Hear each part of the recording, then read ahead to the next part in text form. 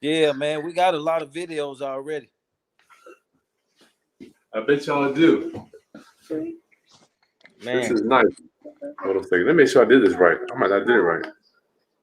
Man, we got a lot of paint going on, brother Chris. Let me see. Can you turn? Oh, I can flip the video. Let me turn the lights on. I don't know. Yeah, I think so. I didn't know they was mobile.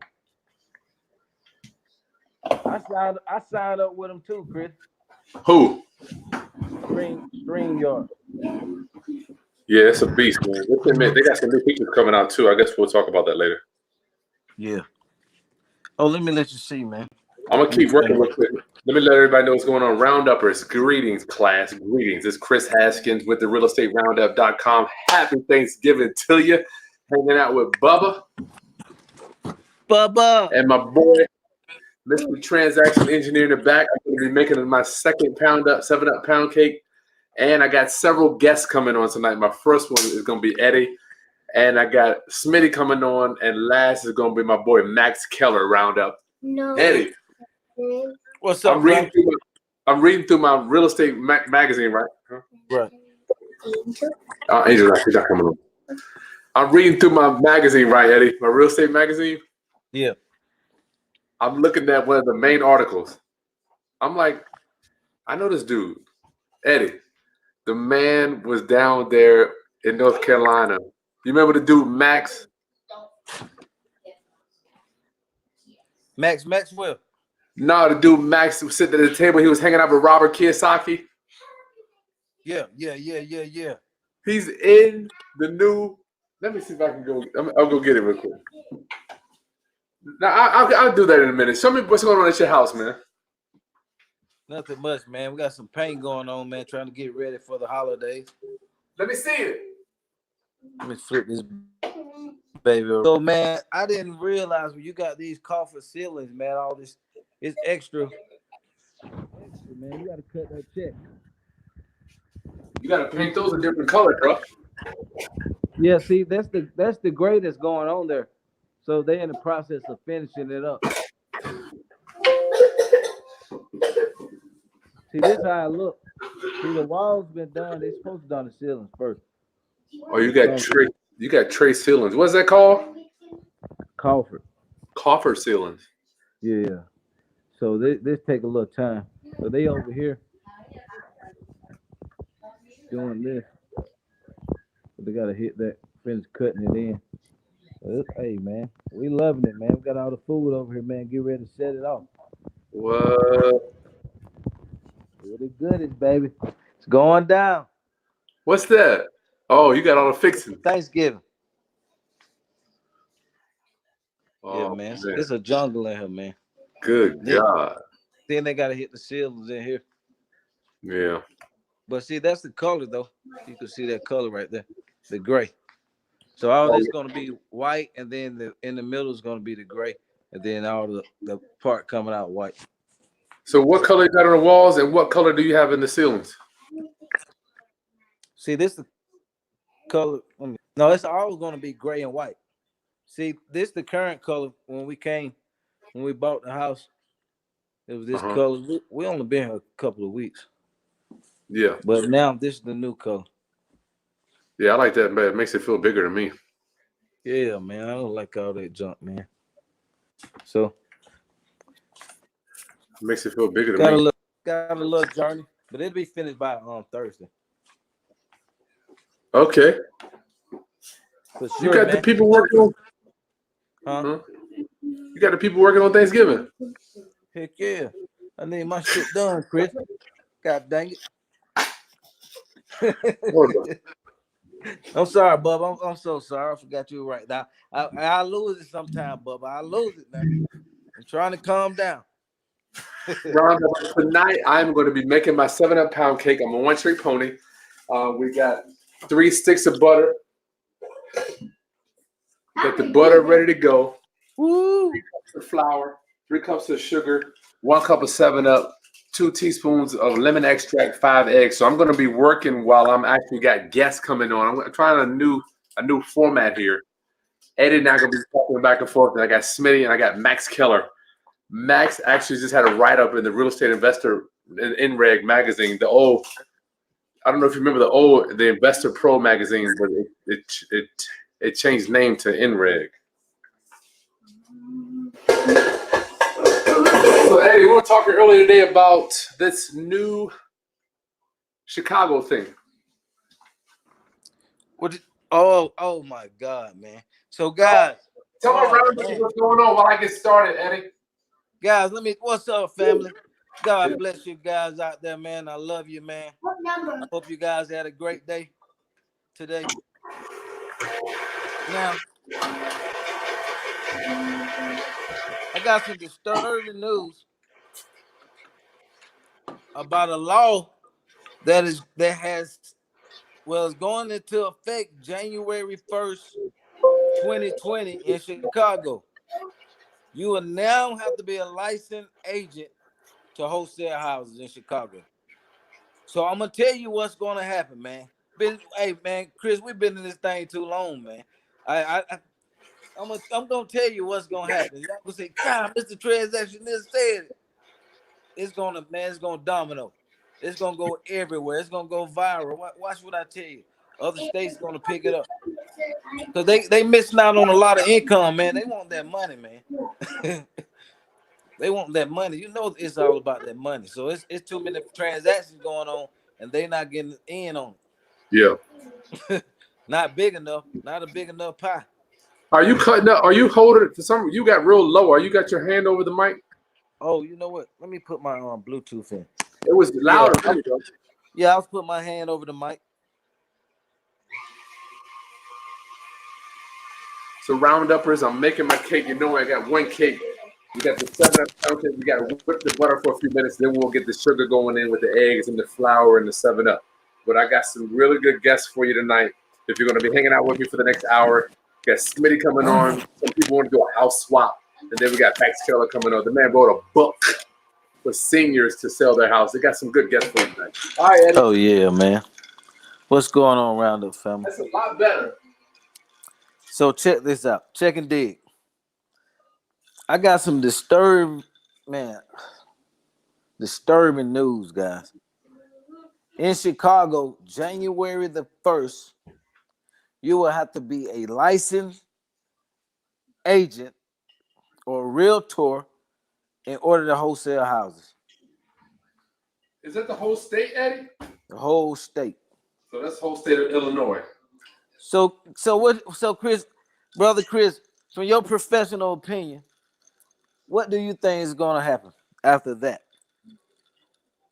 What seems to me like when one state does it, or even when in business, when one does it, other ones want to kind of try to capitalize on that money. For sure. It's going to domino. Boom, boom, boom, boom, boom, boom, boom, boom, boom, boom. Everybody going to follow suit, guys. So you better become a transaction engineer and learn more than one strategy, because guess what? It's over with for you. They say you're going to be able to do about 3 of them in your own name. Now, you may be able to do them in 3. You may use 3 different entities. Who knows what the law going to say? I haven't read it, but maybe you could use 3 different entities. I don't want to do that. Man, all I know is going to slow down a lot of flipping. So, guys, you better implement some more strategies, man. But don't let that. What does that mean for investors, Eddie? What does having a real estate license mean? Boy, you got to pay on every transaction.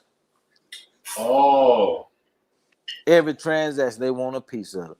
Okay, you flip a house without a realtor, and we not getting any cut out of this. Okay, we got something for you. Because you got to think about it. Me as an investor, I barely use realtors.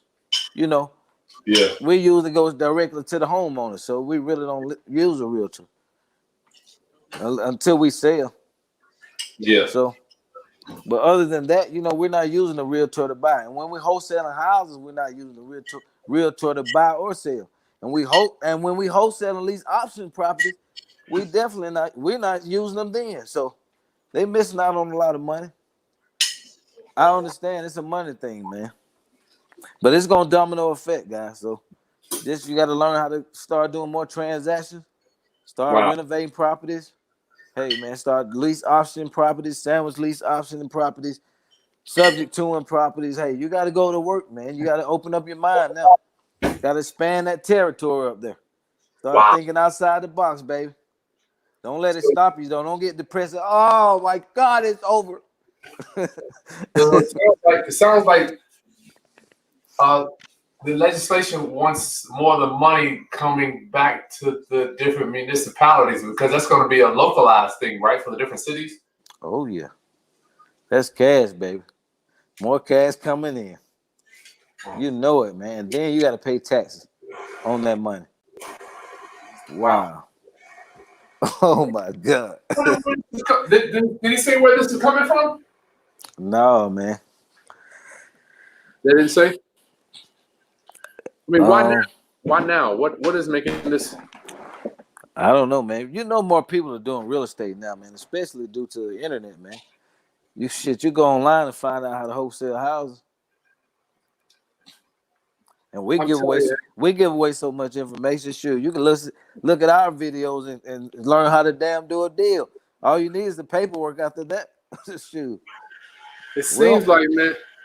It seems so like when a certain segment of the population, I don't know why it seems like there's a certain segment of the population starts to do well. It seems like the rules just get changed. well, it sure look real suspicious, brother Chris. I ain't saying that's what it is. They sure do. It look real suspicious, Chris. uh, You put some more sugar in it, though. Okay. You already put sugar in it? Put some more. No. That's something, Eddie. Well, all my rounduppers in the. I don't have a spoon. Don't worry about it. I'll do it. You don't help me. You don't know. I'm gonna get a spoon. You don't need a spoon. Just cut it on 4. If you're in the Illinois area, I'm just like, I guess you have to switch your game up. I mean, I guess it's just like any other roadblock, they're gonna come. yeah, I mean that's life, man. It's evolution, man. Nothing stays the same, man. We gotta evolve. So just gotta keep going. Cause you know they did that to the short sale game, man. We was killing the short sales, man. Tell me about that, Eddie. 2008, man. Let me see. Between 2008 and about 2010, I think 2010. Well, we was tearing their heads off of the short sale. So Yeah. When you back just then, for my audience that doesn't quite, you were getting the offers accepted at a lower price. Were you wholesaling them off or buying them, or what were you doing? yeah, once we got them wholesale, I mean, guys, the short sale, okay, man, it was so, man, oh my God. Oh, I'm just getting flashback. It make me excited. My only regret on that, man, I would have kept more properties. But guys, we were getting properties discounted. Just say if a house was worth 200,000, when the market crashed, that house was probably worth about 120,000, right? 140. Then if it needed repairs, now it's worth probably we was getting them down to like 60 to 70,000, man. So we was getting, I would say about 30, 40 cents on the dollar, man.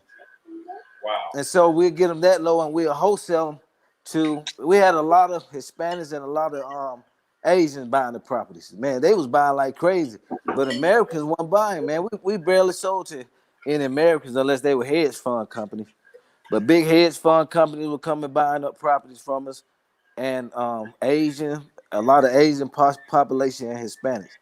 But man, we were just wholesaling, man. Hit for 20, hit for 30. Boom, boom, boom, boom. So everybody who knew, more investors started learning about the strategy. So, they changed it. They came in. They was like, okay, hold up. God dog, hold your horses. That was a government thing? No, it was a bank thing. It started going from bank to bank, man. So next thing I knew, guys, I'm talking about, man, it was so lovely, man. That's all we was doing. And we started keeping more subject tools too during that time. Cause I mean, people was giving away houses.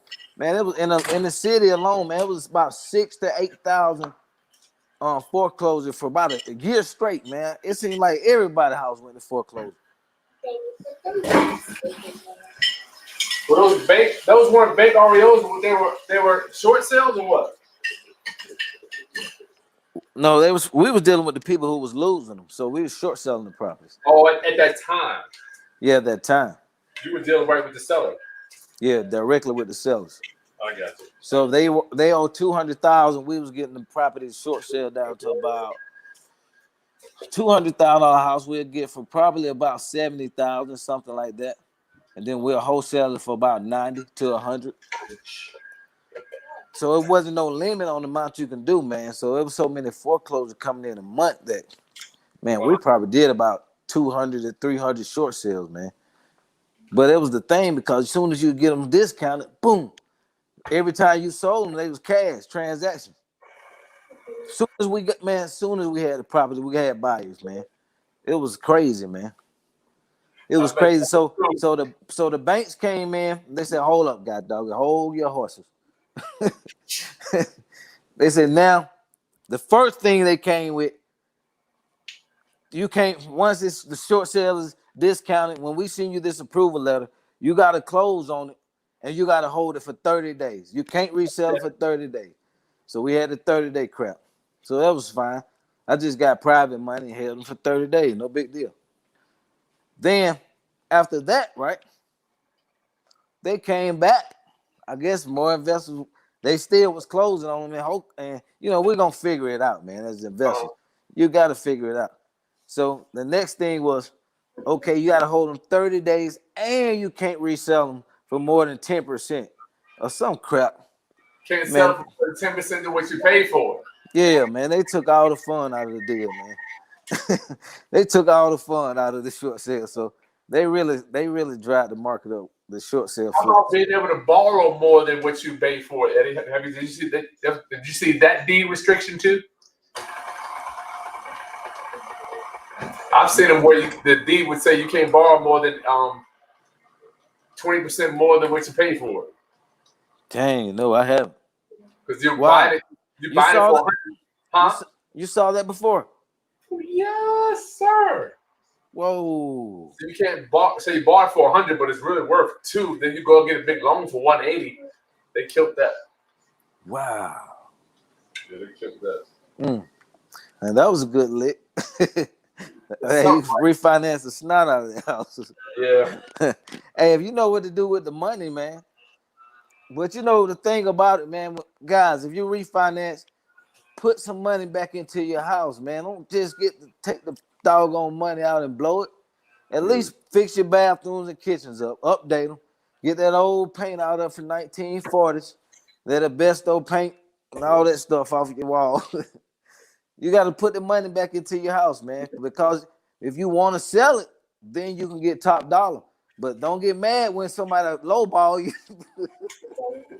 That's right. Don't get mad when somebody lowball you because you haven't invested back into the property, man. So put some money back into your house, man. You got to, dog. You got to. You know what? That's a muscle, though, man, Eddie. That's a muscle, man. Yeah, you got to make yourself. And it takes repetition and practice. We have to push ourselves to do something new, man, because if it wasn't taught to us, 9 times out of 10, we're not going to do it. And they say we operating anyway off. It's really not us, our system we operate on. Whose system? What do you mean? As far as the stuff we like, we have certain. Huh? You saying we're programmed? Yeah, we're programmed from our families. Just like if you grew up a Christian, 9 times out of 10, you're a Christian. You're still a Christian. If you grew up in a Muslim household, you'll be a Muslim. Different stuff, different areas where you're at, the habits you have. I bet a lot of you guys can look at yourself, see you got some habits like your mom, like your dad. Man, we got programs from everybody else, man. This program, man. So we got to find out how to break the program to get into the real us. The real us, find the inner being. It's challenging, man. Yeah, man. But you gotta be exercising that muscle. That brain is like a muscle too, man. Like you go in the gym and hit them weights, get that thing swole up.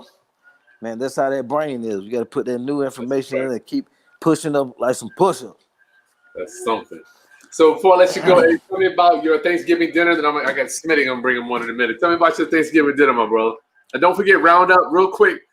We got the Black Friday sale. Eddie, are you gonna let me get a link for yours to give my Rounduppers a discount for your ugly and pretty house lease option course? Yeah, guys. Hey, this shit. The wholesale game is getting ready to change, man. It's getting ready to change. So don't get left. Don't get left behind. I'm just telling you from 14 years of experience. Don't get left behind. The stuff wholesaling is getting ready to change. Real estate get ready to change. So you better start preparing now. Do not wait till man, they told me this. It's gonna be too late. So then your wife gonna want to kick you out the house because you haven't found another way to generate some money. And you know what they say, one of the first things of divorce is financial problem. Man, You know what, Eddie? Let me ask you. Somebody wants to know what books you're reading. I'll get into my books too. Eddie. Yo. Let me ask you, has the game already changed? My thing is, man, the game is already, I'm playing catch up, dog. Yeah, man, heck yeah, it's changed. Me too, I'm playing catch up. Well, the game was some people have been blessed to be around people who know when the game is changing. So if you're not blessed, then you got to just keep searching. So you could be in a wave and start hitting that vibration into the right direction, man. So 2020. Oh, your favorite books. I want to talk about putting together a mastermind. Go ahead, Eddie. Your favorite books. Hold on. I didn't finish about the course, guy. So I was saying all of that about finding you another stream of income inside of real estate because I'm going to give Black Friday special discount for Brother Chris and the family and my family. What we'll do, Chris? I thought $250. I'm doing everything on my site is $100. You know, all my stuff. So including you got your virtual assistant thing, and you got another one on there. Text message marketing thing is going to be $100. I mean, everything on my site's $100. So I don't know. $100. I'll let mine go for. I'm gonna let mine go for. When you gonna set up the links? They go live Thursday. I don't know. Oh, Black Friday. Thursday night, or you gonna do Friday? Thursday the day. I think it's Thursday at 12 noon or Thursday at 5 or something. All right. Well, let's do, man, 197, man. 197. All right, y'all heard it. I'm gonna lock him in. 197, man. That's just for Brother Chris and the family, the Roundup family. That's it, man. I don't. Y'all lowballed me. Y'all put me on the short sale. Y'all made me short sale my course, Brother Chris. That's the original $699. So showing you guys some love, man. 197. The books I read. Oh yeah, I'm sorry, guys. What the course? Oh man, I'm so sorry. The course covers wholesaling ugly houses, which everybody's doing. You know, wholesaling pretty houses. So instead, we're looking for our end buyer is a guy who's going to fix it up. Our end buyer is somebody who want to do a lease purchase, and it has the sandwich lease option in there also, where you stay in the middle of the deal and you get paid the money between the mortgage balance and the rental amount. So the mortgage payment is $1,000, and you rent, and the rental rate say you can rent it out for $1,300. Then you're gonna rent it out for $1,300, and you're gonna collect the $300 in the middle. So that's called a sandwich lease option. So that course covers that, and it also covers 60 days of coaching, guys. 60 days of email coaching. Yeah, don't be trying to give them a call for that, man. They want you to pick up the phone. Good Lord. No, man, I got a busy life, man. A busy life. I can't be messing around, man. You got to short sell Mr. Transaction. That's right. Favorite books, Eddie? I'll let you get out of here. This right here, man. I just started back reading it again. I read it at least a couple times a year. The Science of Getting Rich. Man, this is oh my God, man. This is the first book I read when I was going through a divorce, Chris. Going through a divorce, man. My boy put me on this, man. Shout out to my boy Rod, man. He put me on this book. And it really opened my mind up, man, to a whole nother level, man. Give me a paraphrase. Give me cliff notes, Eddie. Man, let me give you one, man. Oh my God. Give me your cliff notes. Round up. We're almost done to pour it in the cake pan and put it in the oven, and we're gonna bake for 1 hour. Oh, I gotta put my vanilla my extract in.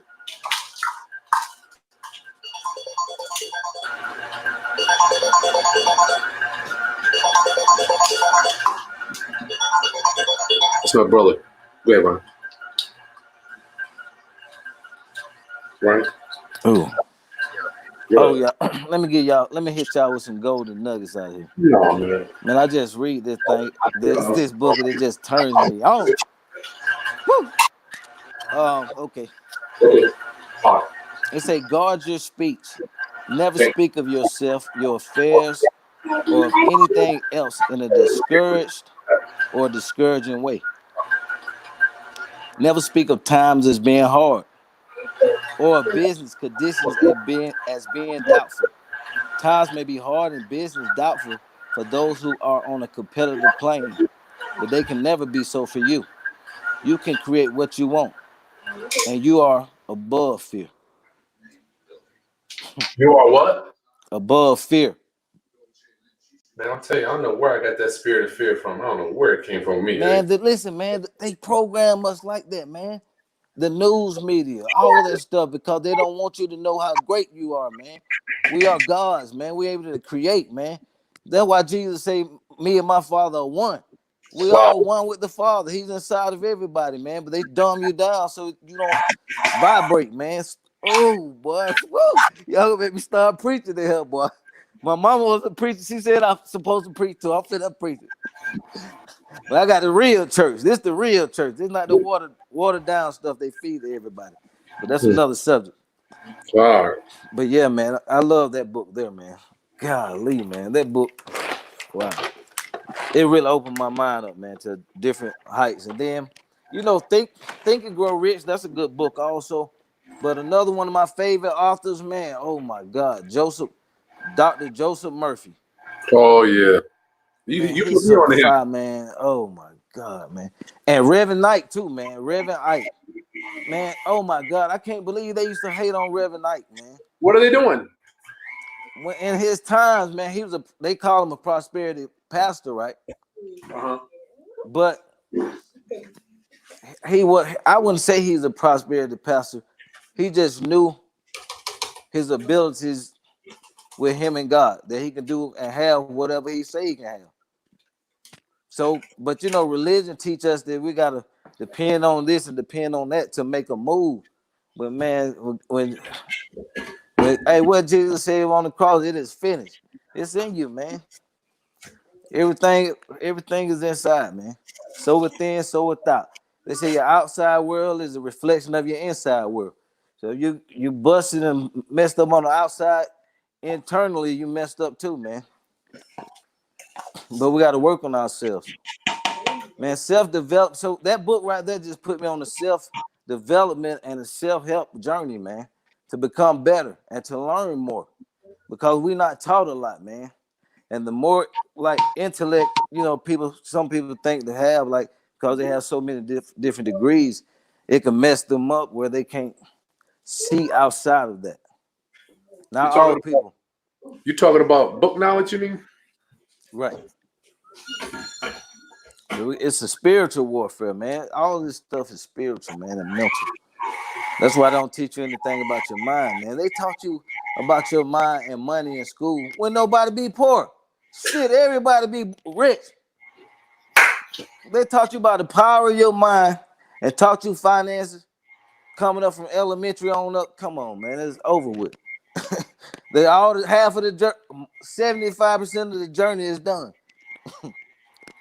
That's so crazy, Eddie. All right, man. Go, man. Let me keep moving. What are we? Man, we're gonna have 30 minutes. 30 minutes, man. Y'all be blessed, man. Happy Thanksgiving, guys. Love you guys, brother Chris. Love you, man. Y'all have a good time. Hey, don't forget, we gotta get that link. We're gonna do. Well, I think all the courses will be on sale until Sunday at midnight. Eddie, can you leave it on to Sunday at midnight from Thursday to Sunday? Yes, sir. Yeah, we did Black Friday weekend. Okay. Hit a thumbs up, guys. God bless you. Mr. Transaction ended up signing out. Peace. Okay, Eddie, I'll see you in a minute. Peace. Love you, brother. Peace. Rounduppers, thank you for joining us. I got 2 more guests coming on for you. 2 more guests. Who is that? Pressure Buster Type Pipes. Wow, look at that. Thank you for your love offering. You're watching my videos while you drive across country, dropping Junes for $1.99. I don't think you know how much I'm doing for you. Princess, thank you for letting me serve Pressure Buster Pipes. Princess, what can I do for you? I'm good, honey. Thank you for asking. Who are you? Huh? Rounduppers. Okay, let's get our next guest on. Max Keller. Guys, wait till you meet this guy. And I got Smitty coming on too. Let me get him on the phone real quick. Let me see where he's at.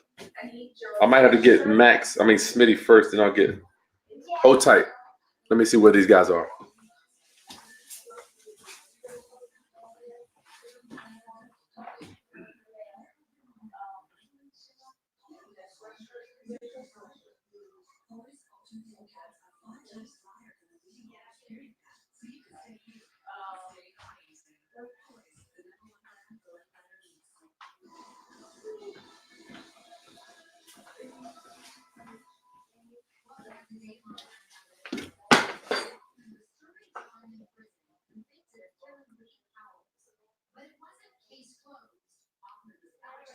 Device not connected.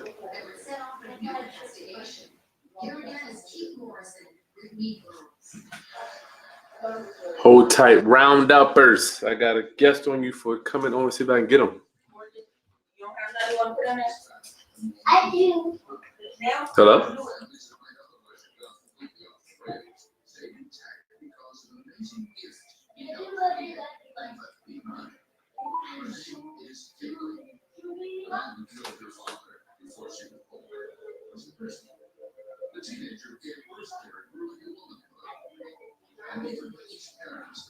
What is up with this? So rounders, this next guest I've got coming on here, right? So Think Realty, right? You got to have this magazine. If you're a real estate investor. Hello? Smitty. You hit the I sent you the link. Yeah, I got it. My computer doesn't have Chrome on it. It doesn't have like full work on Safari. So I'm logging on to. It's okay. I'm logging on to my. Okay, I think Max must be having the same problem. Let me see. I'm gonna get you on before. Okay, I'm waiting for you. Peace. Bye. All right, we'll get Smitty on first.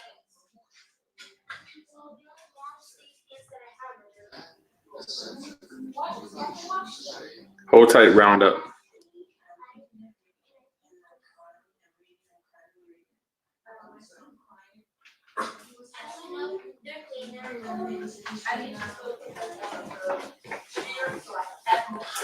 Rounduppers. We'll get Smitty on, and then wait till you meet. So I'm reading a magazine. Check this out, right? I'm reading a magazine, Rounduppers. Think Realty. What's up with this? You got to have Think Realty. You better have this subscription coming to your house. I'm reading a magazine. I'm going through the book, right? And I see a picture here. This guy right here. So I'm reading the magazine. I'm looking at the book. I'm looking at this dude's face. I'm like, I know this guy. The guy is in the magazine, y'all. He's in the Max. So I met Max last month in North Carolina as I was down hanging out with Jay Connor. That's why I'm telling you, Rounduppers, you better. You start hanging out with the right people. You got to hang out with the right people. So introductions, different ideas. So we'll get to Smitty real quick first. I think Max is on the West Coast, so he has a little time. But wait till you hear what this dude. Let's see what Smitty got.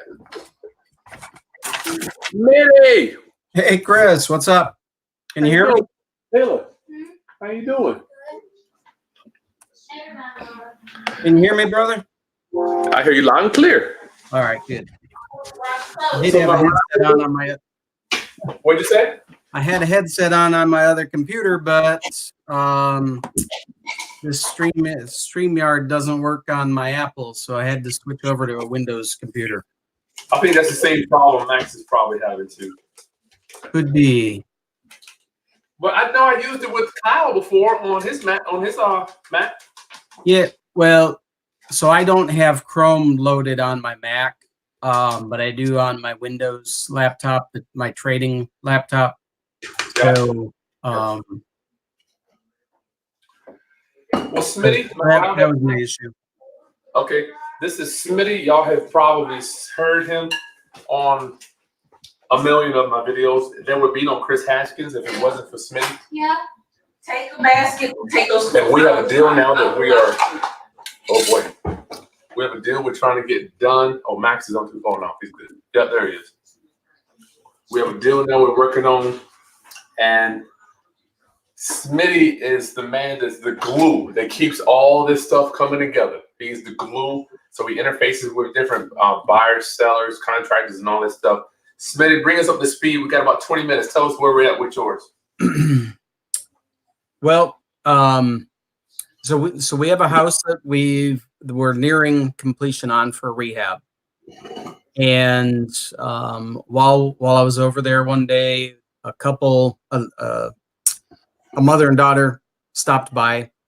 They love the house. They want to get into that area. They want to get out of an area that's not quite as good. Not a bad area, but it's just not as nice. It's not where they want to be. Could you just tell them how did they know to stop by our house? Just so for my people that don't quite understand, as we're doing houses, how do they know our house is available? So when we're working on a house, we put a sign out front for sale by owner. So at this time, we didn't even have any directional arrows out on the main streets when they came by. We just had the one in front of the house, and they were out driving around because they do want to get into that area. And they saw the sign, stopped, and I happened to be there, and I walked them through the house, explained everything that we were doing. And so we had a sign up. Yes, sir. Put a sign up, round up, and put sign up in your house, even if you've written, put a sign up. Golly. Absolutely. Okay, so go ahead. Yep, and those signs don't have to be pretty. I mean, it's just handwritten. There is nothing pretty about that sign, but it holds. I had 2 calls today on it. What? Yeah. What did they say, real quick? You got me drooling now. Well, they just want to kind of, yeah, that cake's got me drooling. I wasn't on at the beginning. Must be a 7-Up cake, right? I'm a one-trick pony, man. Is it a 7-Up cake? Yeah, 7-Up pound cake. Yeah, good stuff. So the ones today, they're more tire kickers. One of them, you could tell, doesn't have any money at all. The other one just, I haven't got back to him because I've been busy working outside today on some of my stuff. Okay. So, but he just said they wanted to take a look at it. I'll give him a call back in the morning. I'm not going to bother with him tonight. Okay. Go. But anyways, getting back to this couple, this mother and daughter, they've got a 4-bedroom, 1-bath Cape Cod, and no takers for the bowl. What's going on around here? What's up with that? I'm coming. None of these people want the bowl. I'm coming. Say hello. Hi, Taylor. Fine. Get out of here. Mama, I'm giving the bowl away. Go ahead, Taylor. Go ahead, Smitty. I'm sorry. So anyways, they've got a 4-bedroom, 1-bath Cape Cod, and it's a pretty decent neighborhood. Their house is in pretty good shape. It was rehabbed back in 2007 when they bought it, so they paid top dollar. They paid $199 in 2007, and then they've put a ton of money into it. Okay.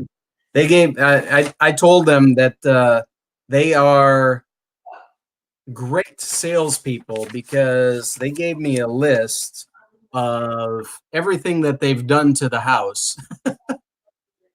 So they had a computer printout. They've replaced windows all the windows in 2007, replaced front and back door, yada yada, on and on. But it does have new HVAC. That was replaced this year. And they even had to replace their sewer line last year. So I mean, they've put a big chunk of change in this house. Gotcha. And they know they're not going to get a lot, but what they need they need $52,000 because they want to qualify for a conventional mortgage on our house so that they don't have to pay PMI, private mortgage insurance. Okay. So they owe what? They owe $79,500. Let me get my pen. Call it 80 grand. So if they need 52.5, and that's not even taking into account closing costs, they would need 132 from us. And their ARV is what? Round up. We're trying to figure out if we're going to be able to trade a house and get these ladies into our new house. So basically, I needed to talk to Smitty about this. 132. Yes, so that's what they would need. ARV is what? ARV, I would say in current condition, well, no. No, ARV. Yeah, ARV, given what's on the market right now, I mean, back this summer, stuff's so closed a little bit higher. But given what's on the market right now, ARV would be 170. I'd say 170. 170. So we got, if we took theirs over, Smitty, we got to add 20 to it in fees. Yep. Which is 122. Then we got some repairs, right? No doubt it's going to need what, 10 to 15? I don't know. Probably 15. The roof's in great shape, but it would have to be bleached, pressure washed. The exterior needs pressure washing. Mostly it's cosmetics. Would need the carpet. I see you shade. What do you think? I'm listening. I'm like, carpet, okay. Kitchen, bathrooms are new. I mean, I can't sell a house this old. The bathroom's new. Bathroom's in good shape. Kitchen is, again, it was remodeled in 2007. That's old. Yeah, I know. Old. It looks good, but it's not drop dead gorgeous. It's not brand new. Yeah, this ain't gonna work. Okay, so basically we're in it all in for 155 before we put anything in it. Is that where you at? Yep. Everybody get that? We got to give them 80 to pay it off. 50 they need. Puts us at 132. Plus 20 in fees. 152. We always round up, so that's 155. What's wrong? Yep. If it's only worth, that leaves us 15,000. All right, yeah, this deal's done. We need repair, yeah, because everything needs 10 grand, Smitty. Shit, my new construction need 10 grand. And so when I met with them, I told them my recommendation. I told them, I said, well, we talked about the numbers and that I would need to pay 132, and I explained to them. I said, if we buy it from you, I said, I've got closing costs that I got to pay to buy it. I got closing costs that I've got to pay to sell it. That's right. I've got to pay holding costs. And I recommended to them that, we get our realtor to list the property, but the mother is working one job, but she goes to work at 5 a.m. Daughter's working 3 jobs, and one of those jobs is an overnighter. Good Lord. So they have 2 beautiful golden retrievers, but that's a problem when you're trying to show a house. So they were very resistant to listing their house. They just want a done deal. They want somebody like us to come buy it without even have to worry about anything. Yes, sir. But unfortunately, the numbers don't work. Yeah. Can they bid on that 50,000? They would. That's what they need in order to qualify. Now, I didn't get into whether they had extra savings and extra money they could put down. Just talking with them, my gut feeling is they're stretching already. So now, ironically, they looked at another house that we rehabbed in the same city back in, what was that, March? It was like early this year. And another partner had actually gone out, looked at this house previously, and the numbers didn't work there. But they were told that they could afford 250, and so they may be able to stretch a little bit, but let's let them go to the bank first. And then I don't want to say no yet because I enjoy making deals. Oh, yeah, absolutely. So are they going to go to the bank after the holiday, Smitty? They were supposed to go yesterday. I don't know whether they went because I wasn't able to get back to them with a number yesterday. But I did promise them that I would call them and let them know tomorrow for sure. Let them know let them know whether we could put together a deal and where we stood on it. Well, I'm in. Well, let's do a 3-way with Ron in the morning. Okay. And let's kind of if they can cut down on that 50, Smitty. Right? I mean, here's the thing. We got to trim where we can trim. We can't trim the loan because no doubt it's current, right? Yes, they're current. How's the cake bowl, y'all? And they actually called their bank and got a 30-day payoff. So the 79.5, actually, I think it's 79.3 is their 30-day payoff. Basically, it's 80,000. Yeah, that's what I figured. 80 grand. How was it? Okay, so here's the other deal. Our other partner wants more for our rehabbed house too. So where they, back when they first came through, I just quickly ran a number by you, and I threw out 259. 259. And now we're going to market the house at 279. So, I mean, I'm all about helping people out, but I'm not a charity. I'm sorry. Yeah, Ron, I'm following his lead. I'm just the background on this from Smitty. Yeah.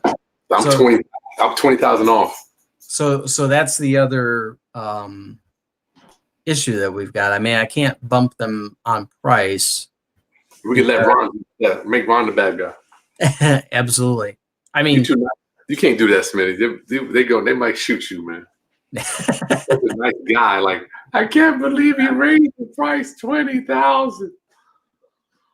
And I was hoping that I could find an extra 20. I mean, hey, I used to be a used car salesman 40 years ago. So I was hoping that I could find some room in their house to where I could bump the profit, but it's not there. Ain't no room in the house, man. How about the second bathroom in there? Is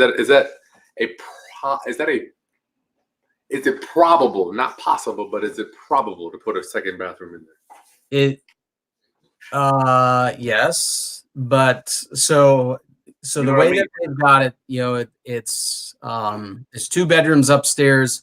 There's 2 bedrooms downstairs. You either get rid of 1 bedroom upstairs in order to make the bath, or you're going to have to put a dormer on, and you could probably squeeze a bath in by putting a dormer on. That's if you want a bath upstairs.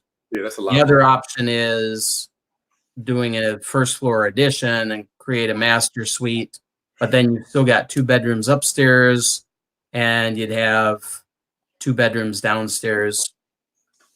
Talking about $40,000-$50,000. I ain't doing that, man.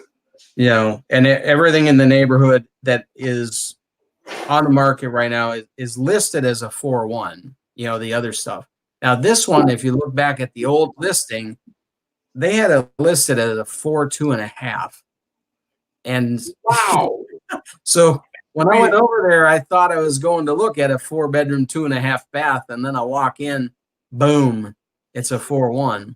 That should be somebody should get a fine for that.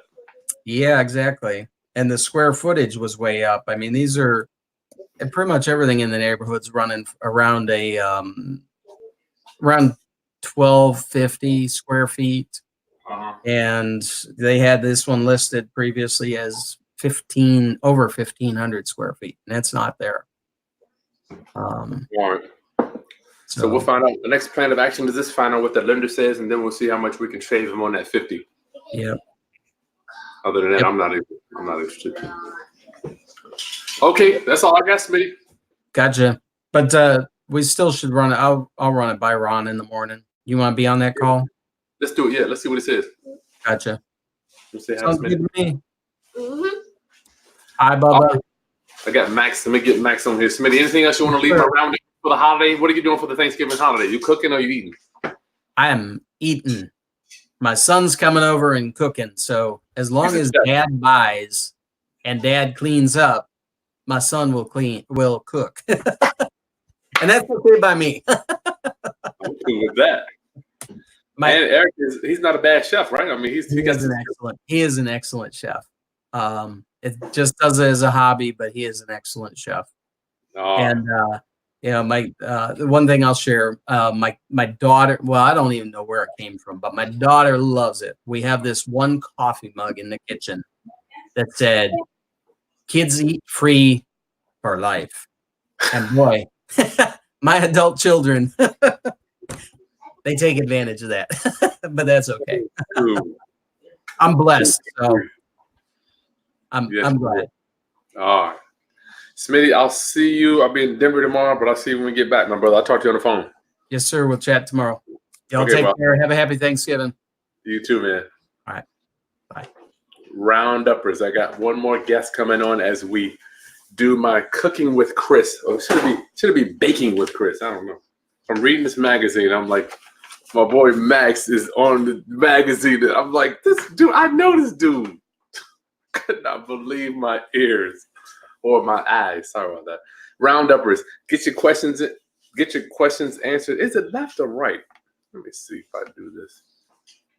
Get your questions answered in the chat box. And please give your boy a thumbs up. I'm out here working Thanksgiving. Let me give you a quick reminder. Left. Get your questions answered. Is it left? Chat box. And please give your boy a thumbs up. I'm out here working Thanksgiving. Let me give you a quick reminder. That's right, left. Put your questions in the chat box. Round-uppers. Thursday, 12 o'clock, where Black Friday sale will start. Everything on all my training documents, coaching, webinars, everything's under $100 with Jessica Siegel, with my boy, Mr. Transaction Engineer. His stuff will be on sale. I'll send out a link to that, but we'll go live. And I'm going to be announcing the gender of our baby on this Thursday. Brother Max Keller. What's happening? How you doing, my friend? I'm doing good. Can you hear me all right? You sound, huh? This is Max Keller right here. Hey. Hi. What's happening? What's your name? Morgan. You been good? You gonna get? Is it a Thanksgiving bunny? No, that's Easter bunny. Have you been good this year? Yes. Good. Are you ready to help in the kitchen, or are you just gonna do the eating? I'm ready to help in the kitchen. Oh wow, is she doing the dance? That's good. Hey, man, you gotta go over to my house. We got a bunch of girls here. It's a girl party. You got all girls, Max? 5 girls and a boy. You can figure out. My wife just faded. Take a guess what number the boy came in. Please don't tell me last, Max. I don't give up. I don't give up, Chris. I know you don't give up. You're over here busting out this good content. It's late. You're working. You're sweating. You still look good. You got your makeup on, or did you take it off? Whoa, the hairpiece went off. Hey, if I had that voice, it don't matter. No. I got this face. Let me turn the video off. What do you want to talk about? How can we serve your audience, Chris? Please tell me it didn't take you 5. You know we got number 3 on the way. I'm proud. And now, what do you got? You got 2 girls? I got 2 girls. Oh, and you know what the gender is? I got this envelope right here. But you know what's in it, right? I do not know what's in it. You don't? We went to the doctor early this week, and she took a blood test, and we got a sealed envelope from the doctor to open it up on Thanksgiving Day for my YouTubers. There's a lot on the line, Chris. You know, you're running out of runway, brother. You don't know how many more chances you may get. All right, I'll be praying for you. We'll let God's work be done. Max, do I need to be more specific? Let me ask you. Do you think God would change that envelope if I got a good prayer through? It don't work like that. Can I change the envelope? I'm saying, is it already? Is the envelope can't be changed? Probably not. But if it could be done, he could do it. Hey, let's ask the brains of the operation. Hey, what's that cute girl's name? But just call it Bubba. Hey, Bubba, do you want a boy or a girl? I haven't decided that yet. That's a big decision. There's pros and cons. What are you doing? We had a whole Facebook thing the other day. We went back and forth. It don't matter. Dude, people worry about stuff that doesn't matter. It's all good, man. Trust My me. real name is Morgan. You know, it's weird. I'm saying one last thing. I'm in the gym the other day. The pastor's in there, right? Just happened to be in there. He's like, man, we all dudes in here.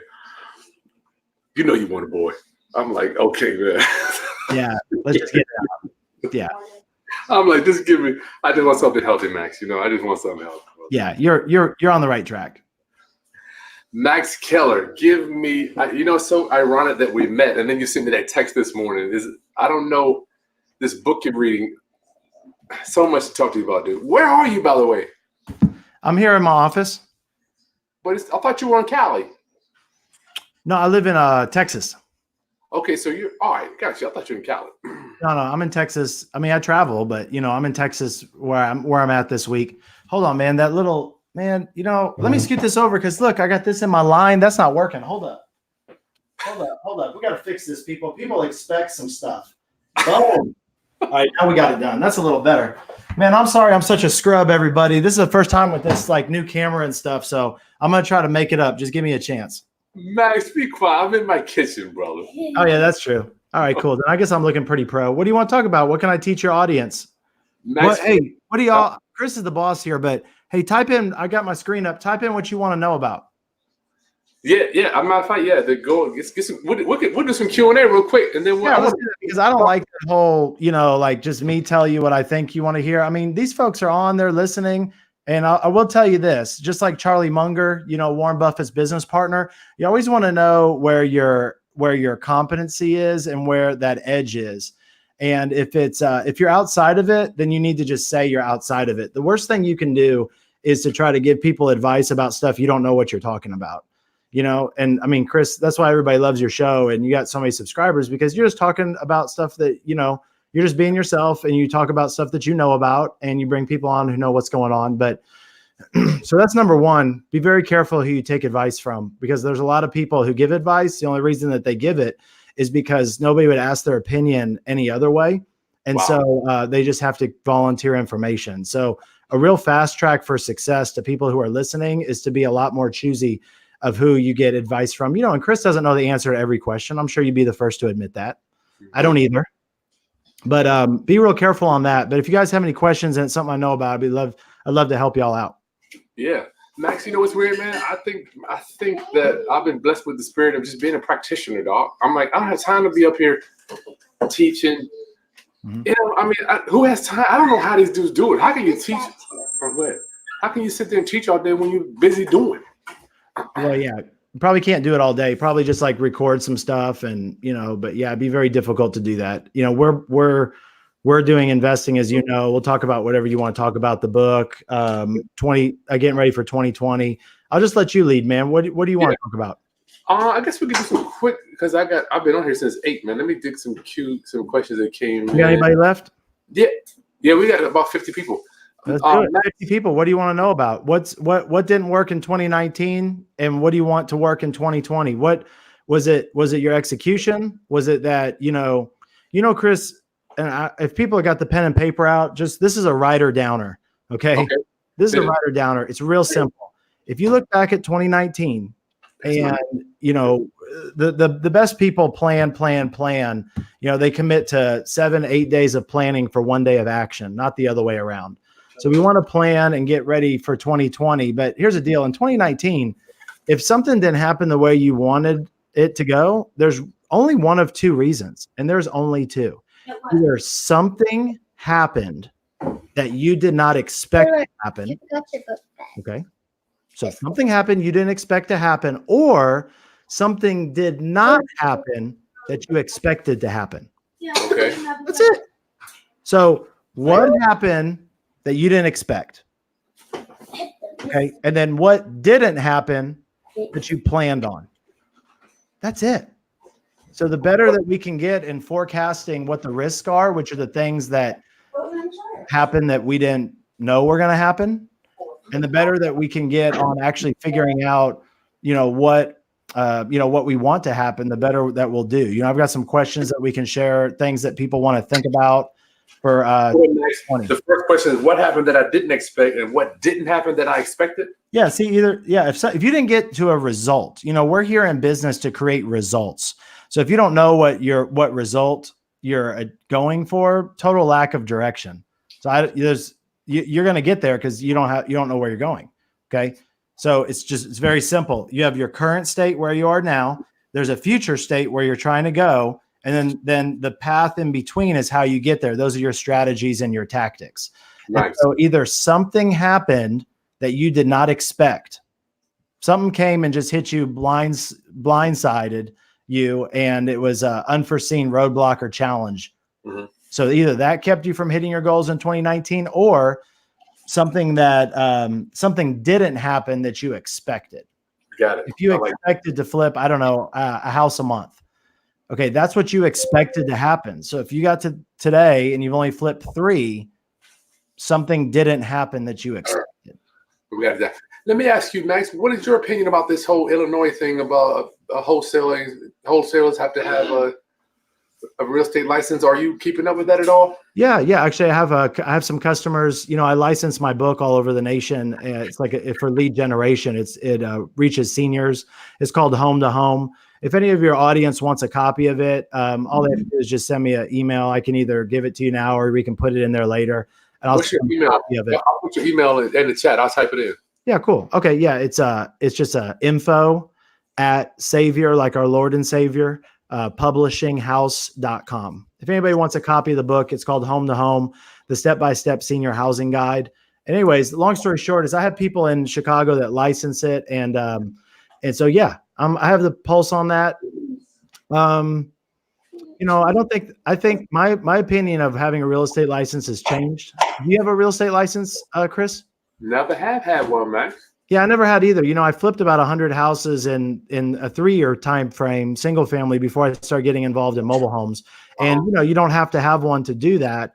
I thought at the time that it was restrictive, that it would hold me back, that it would create problems with marketing and disclosures, and I just didn't need to have it. Now I've changed, and I see value in it. So I don't know about mandating it per se. I think they kind of sprung it on people kind of quick. I like it where if that's the course you want to go, give people some time. I think it happened kind of quick. Yeah. But there's a lot of people who don't know what they're doing. They're going to these boot camps, and they're tying up houses and just messing with people's lives. So if the real estate license helps get more qualified people in front of them, I don't think that's a bad deal. But it is kind of a shakedown. One second, Max. Babe, the thing's still not messing. It's still acting up. Okay, I'll get it straight. I kind of see it both ways, but yeah, I mean, I'm getting my license. I've never thought about doing that before, but in Texas. Yeah. Mm-hmm. Yes. But I'm gonna be I have a following of people that are my licensees, or they're part of our mobile home investing community, Mobile Vested. My mobile home investing company with me and my partner Glenn, and so they have a real estate license, and we're already helping them with lead generation and marketing, and they want to invest more time with us, and so I'm going to be joining EXP in January, and we'll be I'll have some people who join underneath that. That's a pretty cool opportunity. If people don't have their license, or they've never thought about that, take a good look at it. It took me about a year or two to understand it fully. But now that I do, I think it's actually a really good thing, and it helps realtors. A lot of my book customers are realtors and investors. Yeah. They, they just, a lot of the realtors, they don't have a lot of reoccurring revenue. And so being able to get recurring revenue is, it's a good thing. Passive income, people want that. And with the EXP model, you can do that. So I would just invite people to look at it and, decide if it's for them. Nice. Okay. Nice. I just want people to, my roundupers, to know who you are, man. I remember having dinner with you. Mm-hmm. You meet people who are traveling around the country. Yeah. What were you doing there? I don't know if I ever got down to that. What were you doing down hanging out with Jay Connor for that weekend? Yeah, great. Yeah. So he's a friend of ours. He's in a mastermind with my partner, Glenn. And so they met, connected, and we are getting ready to have our first boot camp for our mobile home academy, mobilevested.com. That's our company. And so Glenn, my partner, Glenn, and I, we buy 10 to 15 mobile homes on land in 5 states. That's what we do for our real estate investing. And we're teaching people how to do that. And so we're getting ready for our boot camp. And Jay, I know he runs a great boot camp. I'm sure you can attest to that. So I was down there to learn, how to have, a good boot camp where we're getting the right people there, and we're, serving people with a lot of value, and then just letting them be free to choose how they want to, continue the journey to reach their cash flow goals. Max, you something. Tonight, really, this was just conversations, right? I didn't want to really get into too much. I don't want to get too deep regarding all the services you offer. I wanted to bring you back on for my Monday Masters with that. This was just like a candid thing, but you got the book. And tell me the reason you wrote this book, Max. It's real simple. Pictures speak louder than words. I think that's what it is. So basically, my grandma helped raise me. Thank God for her. If people have, really good grandmas, they know what I'm talking about. And this is her on page 4. She's like my best friend. I love her so much. But you can't see it that good. But that's Momo. That was her 90th birthday. So anyways, she took care of me, and then I took care of her. And I had a finance degree, so I could keep her. Grandpa died when I was 7. And grandma lived another 25 years. So I helped her with her, just navigate the world of, people want to sell her house. People want to give her a reverse mortgage, people trying to sell her stuff. And when I got into real estate, she passed away in 2008. When I got into real estate, I got about halfway through my journey of, maybe 50 houses. I was kind of getting burnout, flipping houses. It felt really transactional. I wanted to build relationships. So I made a list of, and I would encourage your audience maybe to think about this, think about how you made income this year, make a list of the different ways you made income, how much profit you made, and then how you felt about that transaction. Did you enjoy doing the job, the deal, whatever? Wow. So anyway, somebody a lot smarter than me told me to do that. I did that activity, and I found that my most profitable customers and my favorite customers were seniors by far.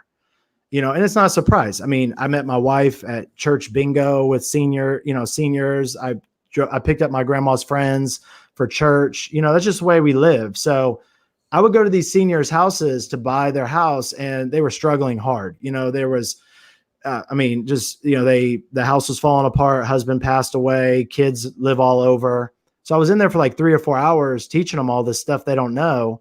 And so I just put it all in a book. So the book is all the different ways to sell your house, all the ways to stay in your home, types of senior housing, the price, stuff like that.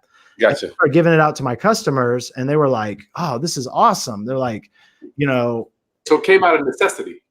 Yeah, because I just couldn't scale me. I wanted to scale, but I wanted to teach these people stuff. I was a teacher before I got into real estate. I was a math teacher at an inner city school for 7 years. I taught algebra.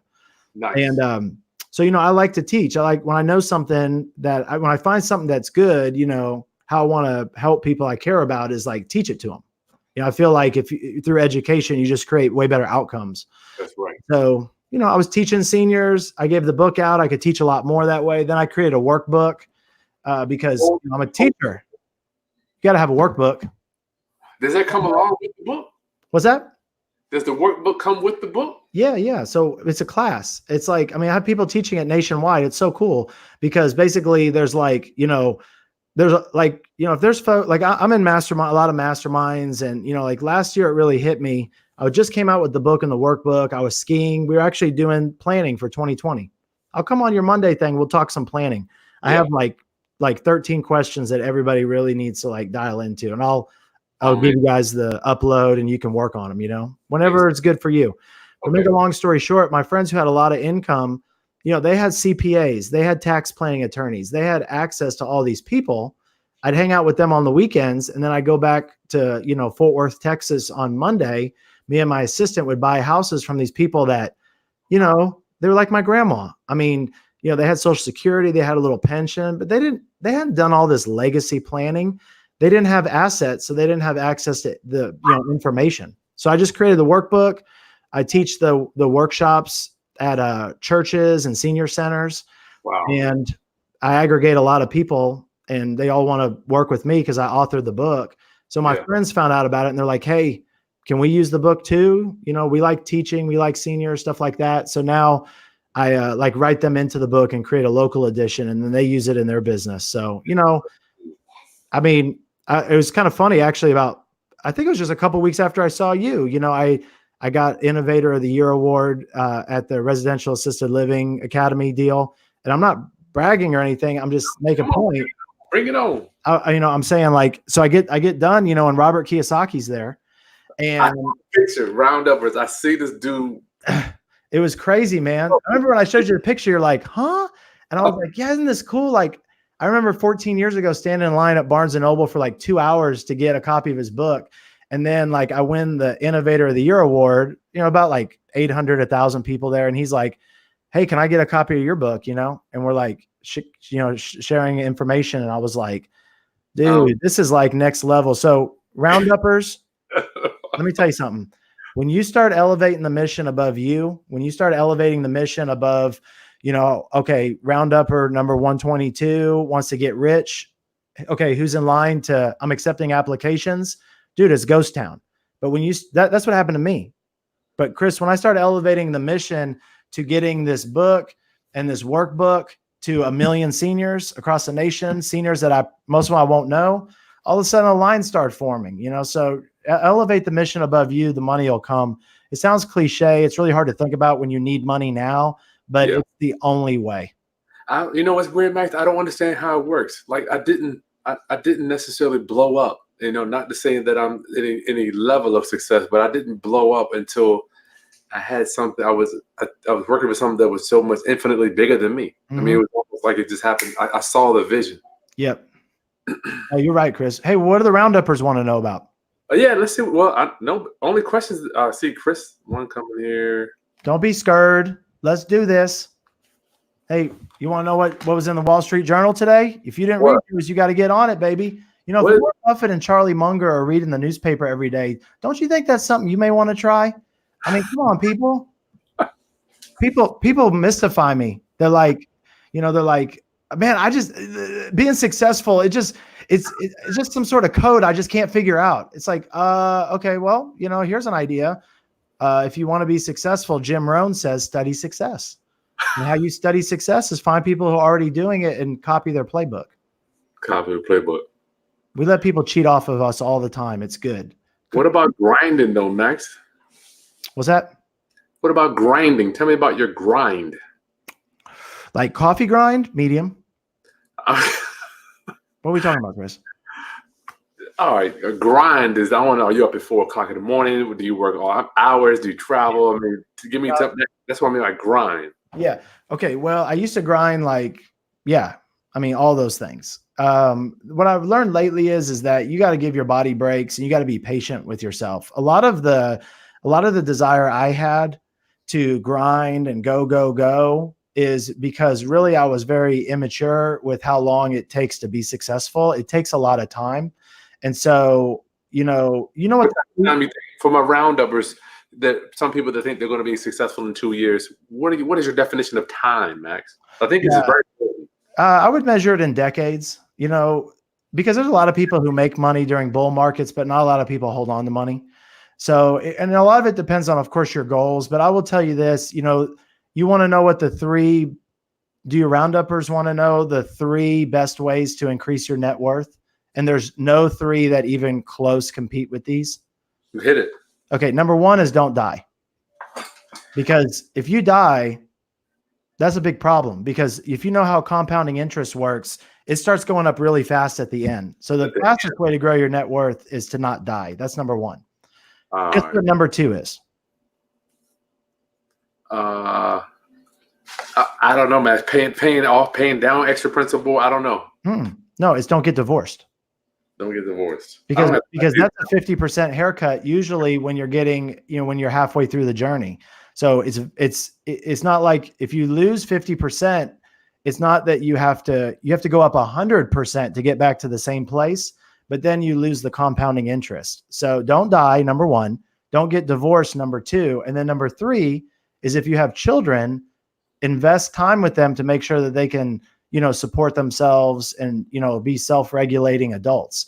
Because if they're moochers and they have a lot of problems due to your neglect, due to the grind, then they're going to basically be dependents for life. So the three fastest ways to grow your net worth are to not die, to not get divorced, and then to raise your children to be self-sufficient. And none of those have to do with 7 ways to negotiate a seller finance deal or 14 different ways to do direct mail marketing. So we have to. From Max? What'd you say? Where did you get this data from? I aggregated it from, meetings. I'm in a lot of masterminds, so there's a lot of wisdom in the room. The guy who said don't die is a gentleman who came to one of our masterminds in Chicago. He was taking care of his wife. I don't remember his name, but he's a super nice guy. He owned like a bunch of mobile home parks. And he had like hundreds of units and he was, a very successful guy. And he said his net worth is like, doubled in the last 10 years, and it's because he's like, 84 and he's still healthy. And so, gotcha. I have people in my life who've been divorced, like, especially around like 50, 60, and it's a 50% haircut, and so I saw that firsthand. And then the children one, you have kids, I have kids, I taught kids. It just kind of makes sense. You see a lot of different adults out there. And, so a lot of times the ways that we can get to our goals isn't necessarily like what we think. Like you can't create enough income that can overcome dying. You can't create enough income to overcome a divorce. You can't create enough income to, have a kid who's on drugs or really struggling. So, as we're getting ready for 2020, let's make sure that we don't neglect our bodies, our marriage, and our children in the name of pursuing goals, which, you say is like for them, but then the byproduct is them getting hurt. So that doesn't make any sense. Maybe you need to turn the mirror and ask yourself, is it really about you? Is it really about you feeling good about yourself and, and fixing low self-esteem and stuff like that? And there's nothing wrong with that. But it's like, just get real with why you're really doing stuff and make sure you're not hurting your health, your wife, husband, or your family. Wow. That's crazy. It's a thin line, man, because we want to be successful. We want to be grinding, but then you got to spend time with the kids, make sure you're pouring into them, save for college, put the money away for the later in life. There's just so many different legs to kind of pillars to think about. So exercise today. I don't like to exercise. I don't know people who do. A lot of them lie. And so, but, I know I need to do that. I listened to my wife, talk about some stuff that was important to her. It wasn't the most important thing on my mind. But it's important, and then, my kids, I just listened to them and we were talking at the dinner table tonight before we went on here. And, it's amazing, Chris, that the most important things that you do all day are the very small, daily, insignificant seeming activities. And they are isolated on their own in the whole scope of your life in the universe. But when you take all those activities and you compound them over a long period of time, they become incredibly impactful. And when you get to the end, if you haven't done those, you can't go back and replace that much time. It's an enormous amount of time. I did a little study yesterday. If you get a little Bluetooth speaker and you listen to a book on Audible in the shower, and let's say you take a quick shower and you just brush your teeth, shave, you're in there 10 minutes, maybe in the morning, you do 10 minutes of stuff at night, 20 minutes. Okay. For 365 days is 18 books. And that's 10 minutes in the shower and 20 minutes in the bathroom. Wow. I'll tell you something interesting. I stopped reading the newspaper. for a long time. It's like, well, we got to be digital. We got to be digital. Then I read a book about Charlie Munger, Warren Buffett's business partner, and how they invest, 2-3 hours a day just reading the newspaper. And, people go, oh yeah, well, if I was that rich, I could just sit around and read the newspaper all day. It's like, well, maybe that's how they got rich. And so I started reading the newspaper, and then I remembered that growing up, we had a newspaper at home, and I would read the business page. I was just interested in it. Let your kids pursue what they're interested in. Don't try to fight them. And I was interested in that. So I read, I ate dinner pretty consistently every day. And I was there for about 15-20 minutes. My dad did a good job of cooking food for us, just like you are. And I'm coming over right now, man. I'm getting a ticket because right at my house it's thin. But the bottom line is, Chris, is 20 minutes a day of reading the business page. And I did that probably from like at least 10 to 18. So that's 8 years. I never missed it. 20 minutes divided by 60. So that's 1,000 hours. Wow. And a book is about 7 hours. So if you just take it in like book terms, there's like 140 books worth of knowledge and information. Right. You think that if you read 140 books, that you would have a database to draw from and you could make better decisions for 2020? Yeah. I see a question coming in, Max. It's weird you brought up Jim Rohn. He has those three questions I love. What can I do? What can I read? Who can I call? I'm like, man, I try to just always just focus on those things when I'm up into a problem. That's smart. I read. That's smart. Flor Del Oro wants to know what are you reading right now, Max? Favorite book? Yeah, great question. Unfortunately, with me, I'm a complicated man, so it's hard to pick one. I just finished When, and it's by Daniel Pink. I think I sent you this one, Chris. Yeah, that's the one I'm gonna get today. Yeah, matter of fact. And it's the scientific secrets of perfect timing. Everybody, was that? Who is it by again? It's by Daniel Pink, like the color pink, like the color that's going to be in your house forever when you open that envelope. Hey, Chris, man, I want you to, we need to co-host a show here. I'm feeling some energy. Are you feeling this? You're funny. Well, that's why I got to get you on my Monday Masters, man. No, I'll do my best I can. I'll let the audience be the judge. But what was that person's name? That was Flor de Oro. I don't know if that's a username. Hey, Flor, thanks, man. Thanks for the question. Yeah, When. Here's the thing, Chris. A lot of people get really, really, hey, cool. Yeah, thanks, Flor. Hey, the bottom line is, yeah, a lot. We'll come into that. Go ahead. Bottom line, then we'll get to that one. Yeah, the bottom line is that I had somebody real successful tell me this, and I had to sign a non-disclosure when I went to his house. That's a good sign. When you go to somebody's house and you sign a non-disclosure, that means you're with somebody who has information. You know what I'm saying? I like him. Yeah. So I went, and it was in another country. So yeah, dude, I'm telling you, that's how it happens, man. You got to be around the right people. So I went to another country. I signed a non-disclosure. And one of the things that he talked about a lot is that the when is the biggest predictor of success. And WHEN. Yeah. When you do something, the timing, and then, and if you get that right, the odds are so much more in your favor than trying to focus on what you're going to do or how you're going to do it or who you're going to do it with. Those things are important, but not even close to the power of when. All of us are born with a chrono time biology body. Okay. Your body, when you what time you wake up if there's no alarm and no kids? About 5:15. Okay. So you're called a lark, L-A-R-K. So that's somebody whose chronobiology is geared towards waking up early. You have peak time where your attention and your analytical reasoning is at peak. You hit a trough where you kind of dip. It's usually 7 hours after you wake up. So that would happen around noon. Okay. Dangerous mistakes happen during the trough. There's ways to prevent them. Read the book. and then you recover. I hope I'm not doing something wrong. Chris, I don't have very much experience. I hope I'm doing okay. How's the bird? It's the cake. The cake is. Oh yeah, right on. Oh yeah, the bird, dude. See, you can tell I don't know nothing about cooking. I got it's Thursday, Max. So chronobiology, man, kick it. And you read the book, it'll tell you. Here's what the book tells you, Chris. The book tells you what kind of activities you should be doing at different parts of the day. There's certain activities you do that are better geared towards different times of the day based on your biology. And if you get that right, you put the odds in your favor. I'm gonna read that book, but let me tell you, I write, and I'm like, I'm an author, so I first thing in the morning I write. I love to just get those words out, Max. Am I hurting myself with that, or is that good or bad? I don't know if it's working. It's good. No, I think that's good.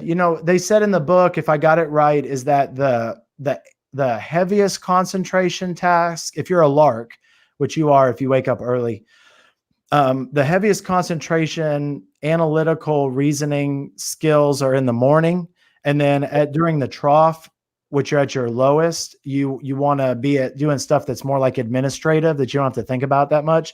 And then usually your most creativity comes in the afternoon. So it depends on if you need creativity to write or if you're writing really technical stuff, then that's why probably the morning's working for you.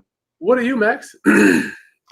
Late. So I don't remember the name of it specifically. I mean, I think it is a night owl, but they might have had like a different name for it. But yeah, if I didn't have kids or an alarm, and I could just do whatever I want, I would wake up late, and I would, like this is the time I do my best work. Okay.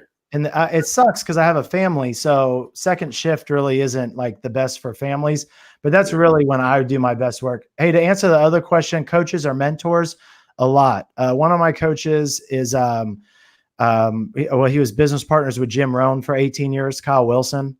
So, I mean, he created every book, every event. That's a good person to have in your corner. You get a lot of wisdom. So Kyle Wilson helps me a lot. I have a coach Benson, who's my profit coach. And then I have, I'm in Good Success Mastermind, President Circle, nice. How many other, Investor Fuel. And those are 3 masterminds. So I think 4 masterminds, 2 coaches, 1 business partner. How important in your mind is it to have a mastermind? I'm just, I'm telling you, I'm playing catch up. I'm just understanding this mastermind thing. Mm-hmm. What'd you ask? Sorry. How important do you think it is to have a mastermind or someone that does it for my roundupers that don't have any masterminds? How important do you think it is to have one? I think it's probably the biggest predictor of your success as far as your acceleration. I got into them when I was just on deal number 2, just sort of by accident. And I just got an introduction to somebody, and they were starting up their mastermind, very wise, incredible people in the room. And then I just saw the value of them. I mean, some people do fine without them, but a true mastermind is explained in Think and Grow Rich, the mastermind principle. Just make sure if you're joining a mastermind, you're in a true mastermind, not just a meetup group. There's a difference. Yeah, big difference. What's this question? Do we answer them as they come in, or do we just be patient? Let's do it. Yeah, let's do it, man. I mean, we're at the end now. We're at the end. I think they know who you are, what you do, and all the stuff. We'll bring you back on. I just wanted, literally, Max, I wanted to just be able to touch you. I feel like we've been kind of doing like this. We've been missing each other for the last month, Oh yeah, P. Diddy missing you. Somebody on there said, I saw the sign. I think it was the guy on before. And I was like, dude, Ace of Base. Did he just say I saw the sign and it opened up my eyes? I saw the sign. And, but he didn't catch that. I didn't say nothing. Lewis Montgomery has a house. He's got an auction, paid $34,000. Nice. ARV's 80. The rehab is 13. So you're in it for 34 plus 13. You're in it for 47 plus closing costs. You're in it for 50. I've been trying to lease option it, but all I get is people that want me to do owner finance. It's almost the same thing. For $45,000 with $5,000 down and a 5-year balloon. Should I take that deal since it's a slow time of year, but I don't want to let the deed go? Lewis, he might be in Texas, and I don't want to give him the wrong information. Where you at, Lewis? He cannot do a lease option down there, right? Yeah, I haven't. There's some people who say they can. I never was able to figure it out. I don't know everything, but fortunately in this planet, you don't have to. You have to develop mastery of a couple things, and then be able to call all the people who know, the stuff you know. So I would say, Max, you want to give him your opinion on that? 45, because he sells it for 45. He's selling it for below what he has in it. If you pay $34,000 and the house, the ARV's 80 and the rehab's 13, the first thing we do is calculate the all-in. It's kind of late, but I think that's 47. Well, he got acquisition costs, Max. I'm just rounding it to 50. Yeah, so 50. And so, I mean, obviously that's definitely some spread. I've been trying to lease option it, All he got, he said the only offer he got is 45,000 with 5,000 down though. So probably if he's not okay, yeah. So that's not really that. That's not that good. Go ahead, Yeah, man. so I mean, I don't know. Sometimes, Chris, it's been. I bought some houses that they seem like they're a really good price, but the problem is all the other stuff wasn't really that good, so it didn't actually turn out to be that good of a deal. So we may have to just kind of double check the area and think about different exit strategies on that one. Gotcha. Yeah, I don't know. We have to get more information to be able to really give a good answer. We need a little more information. Damn, I think I'm gonna mess up. A little more information on that one. The biggest thing is probably what the underlying financing is. Usually when people, depending on this person's experience level, if it's long-term financing, if it's affordable financing, then the underlying financing has a lot to do with what exit strategies you're trying to pursue. If you're trying to use short-term financing to take down a property that has no retail demand and you need to get out of it quick, like that doesn't work. So the financing on the front side has to line up with the exit strategy, and you need to plan that before you buy it. Dada speak. Do I offer coach mentorships? Yes, you can just get me at Chris Buys Houses at Gmail. Max, do you offer mentorship?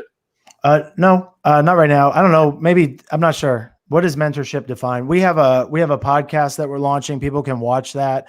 And then we have a monthly call that people drop onto that are our licensees. And if they're realtors and they want to join our team, then we can talk about that. They can go to our website, customerschasing.com, and they can engage with us, opt into our email. And I've got some books and stuff that I can engage with people. But the best way I serve people is to let them self-select and raise their hand to get a book. And if they read it, those are the people who you want to invest in. Gotcha. So you already got his information, guys. Yeah. Floridora wants to know what are those books on your desk, Max. I'm gonna check my cake while you tell him what those books are on your desk. Right on. Okay, cool. Floor, awesome. Okay, well, these are actually my favorite. So just in case I get hit by a bus tomorrow, we can keep this for posterity. So the first, I think there's a progression of books that people should read, and then after that, it's kind of what you want to develop. So The One Thing by Gary Keller. I mean, incredible book. That's probably the first one you should read. Yeah, I got that one. You like that one, Chris? Yes, sir. What up? Cool. Hey, I'm kind of bending down. I got to move the camera. Hold up. All right, let's bring it up just a little bit. Raise the roof. Oh, yeah. Right on. Party time. Ah, much better. Deep Work by Cal Newport. This one's kind of a sleeper, but it's a big mistake. What you're noticing is there's a lot of distracted people. People out there think that like success means checking your email at 11 o'clock at night. No, man, you can't write books like that. You don't even have to check the email. You're in Jamaica. Yeah, exactly. So Deep Work by Cal Newport. Check that one out. Really explains where the future's headed. And then Essentialism by Greg McKeown. That book really talks about how you can't do as many things as you think you can, like every day. There's only so much time. So that's a super, super good book. And then the last one is Millionaire Fastlane. And it's by MJ DeMarco. It has 5 commandments in it. He went and interviewed like a bunch of people, like hundreds of people under the age of 35 that were already millionaires. And he found that they all followed these 5 like rules. He calls them commandments. And what you'll find is that when you read that book, if you're, depending on how many of those commandments you're following is probably a predictor of what your bank account looks like. That was my case. And it's just powerful stuff, man. You got to read. But those are 4 books. You get that down, you're going to be way ahead of the game. Data Speak wants to know, what do we think about starting as an investor in NYC? Man. You guys follow? Yeah. Well, you following the new laws where the Think Realty team going down there to do some lobbying and stuff. They're trying to do the flip tax for New York City. Have you heard about that? All I know is about the landlord tenant. What's that one? No, this one's new, and it's 25% tax. I believe it's 25% on any property that's bought and sold over one property. So you get one and then a year or something, and that's it. And it's like a 25% incremental tax on flipping. They just want to stop, I guess, flipping homes, but that's how a lot of revitalization happens. So if that takes there, it could take in a lot of other places and really disrupt things for a lot of people watching. So you want to follow that, but they're not very investor friendly. So, you know, I got boys in Brooklyn, man. They are just losing their shirts when it comes to landlord tenant, but I don't know anything about the flipping stuff. we got a guy in one of our masterminds who lives there, and he invests in other places. So I don't know. I've never invested there, but I know the people that I've met who live there. We got one guy I think who develops stuff in New York City, but one of the suburbs. But yeah, it's just it's read your laws. There you go. Chris Ross, is Southern Wisconsin a good place for terms deals? Max, that's gonna be for you, man. I don't know anything about Southern Wisconsin. I went to southeastern Wisconsin, man, like Whitewater. Do y'all know where kick in if you know where that is? I mean, of course, outside of Milwaukee, but man, not in my real estate life. That was when I worked at a bank. So I don't know. Hey, what's up, Chris? Hey, here's a question. Any place is a good place for term deals. It's all about, your ability. I had a lot of friends say the same thing. And my experience is when I try to buy houses on terms, about 1 out of 10 people said yes. So, I don't know what yours is, but another thing, like for paid off houses, about 1 out of 10 would give me seller, like seller finance. We don't get that many around here, man. I'm going to say shit, Max, way higher than that, brother. I turn a lot of people, I get the equity on a second. I can turn their profit into a second, but I don't have any owner finance stuff right now. Oh, Chris, man, this is a good one. This is what I'm talking about. Max, what's the best place to find killer salespeople, or do I have to create them? Ooh. That's a good question. One thing I will say is that I've been using the Wonderlic It's the same one test they give NFL players, like Wonder Bread, WONDER, and then I think it's LIC. But it's a IQ intelligence test, and then it's a behavior test and a motivation test. And I give that to my applicants when I screen them out initially. And intelligence or raw IQ is the number one predictor of future results. So if you're not doing that and weaving that into your hiring process, just, take a look at it, do the research, and make your own decision. But I was at a mastermind in Chicago 2 weeks ago. There was a guy there who has been on Wall Street. I mean, created like 7 companies, very accomplished person. And I was on after him.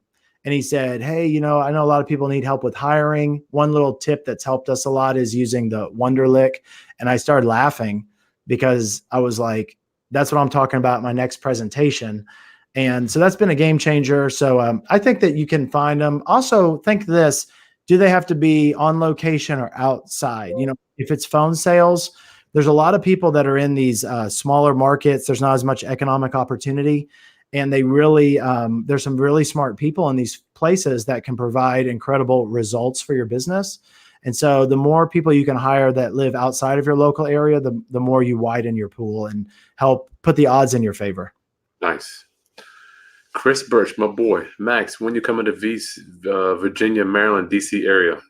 Oh, cool. Right on. Well, we're coming to Think Realty Baltimore. I think they actually start registering for that now. It's in March.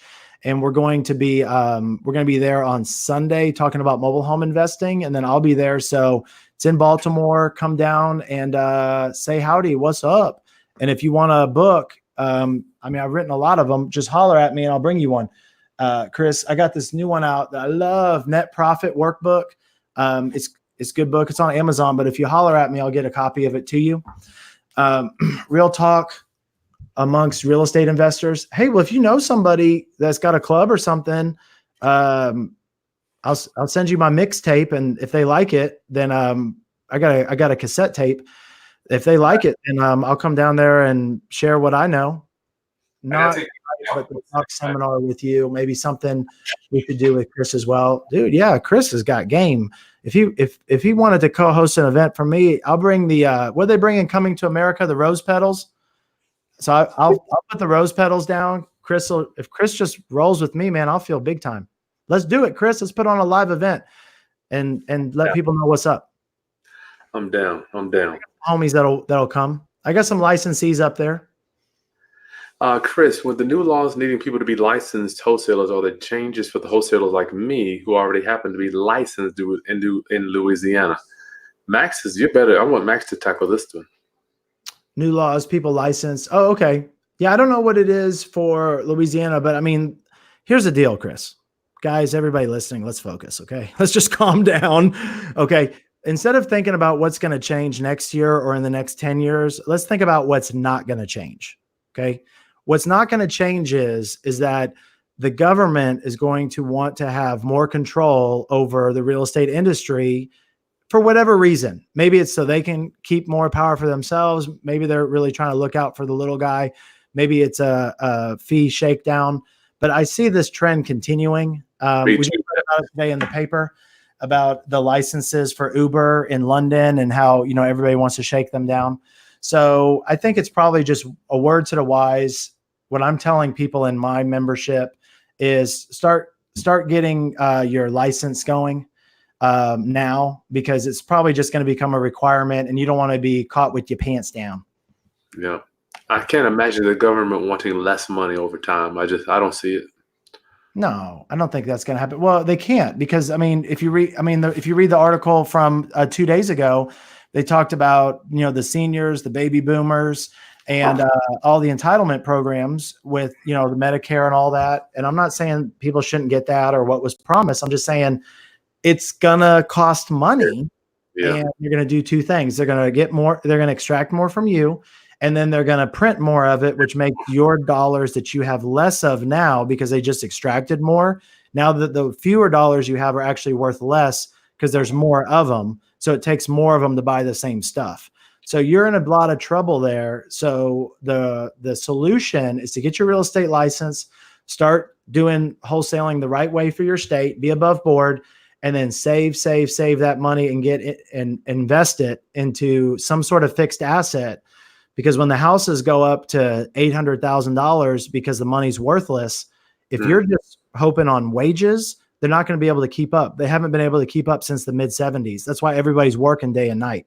So you have to make the sprint now to get some extra margin in your life and get some fixed assets. Otherwise, you're going to be hosed. Wow. Thanks for that one. Thanks for that one, Max. Mark Cooper. Hey, Max, do you ever invest in REITs, and what do you think about them? Yeah, no, I mean, I read about them, and I know a lot of people who invest in them. They do it because they can deploy a lot more money and into them and get the real estate exposure. So I think they're good for people who have a lot of money, like hundreds of millions of dollars, and then for people who don't have a lot of money, like $1,000. But if you're in between and you know real estate, your returns can be a lot better through owning property. Yeah, I've never done a REIT either. No. Pressure Bust Pipes, is real estate the only thing you do for cash flow, Max? No, not at all. No, I like. Well, I mean, I have a membership program with my licensees. So everybody who co-authors my book we have a monthly membership, which is like a subscription. I mean, guys, think about this, please. Play it, please. I mean, go look at your bills, and half of the bills that are coming out of your bank statement are reoccurring every month. Subscription revenue is how people are purchasing. Are you creating subscription revenue in your business? That's in the net profit workbook. I have an opportunity filter in here, and I teach people when they're trying to plan like what to do. I'm like, I'm going to sit back a little. It's late. Is that okay? Yeah, dude. Oh gosh, I'm kind of a tense guy.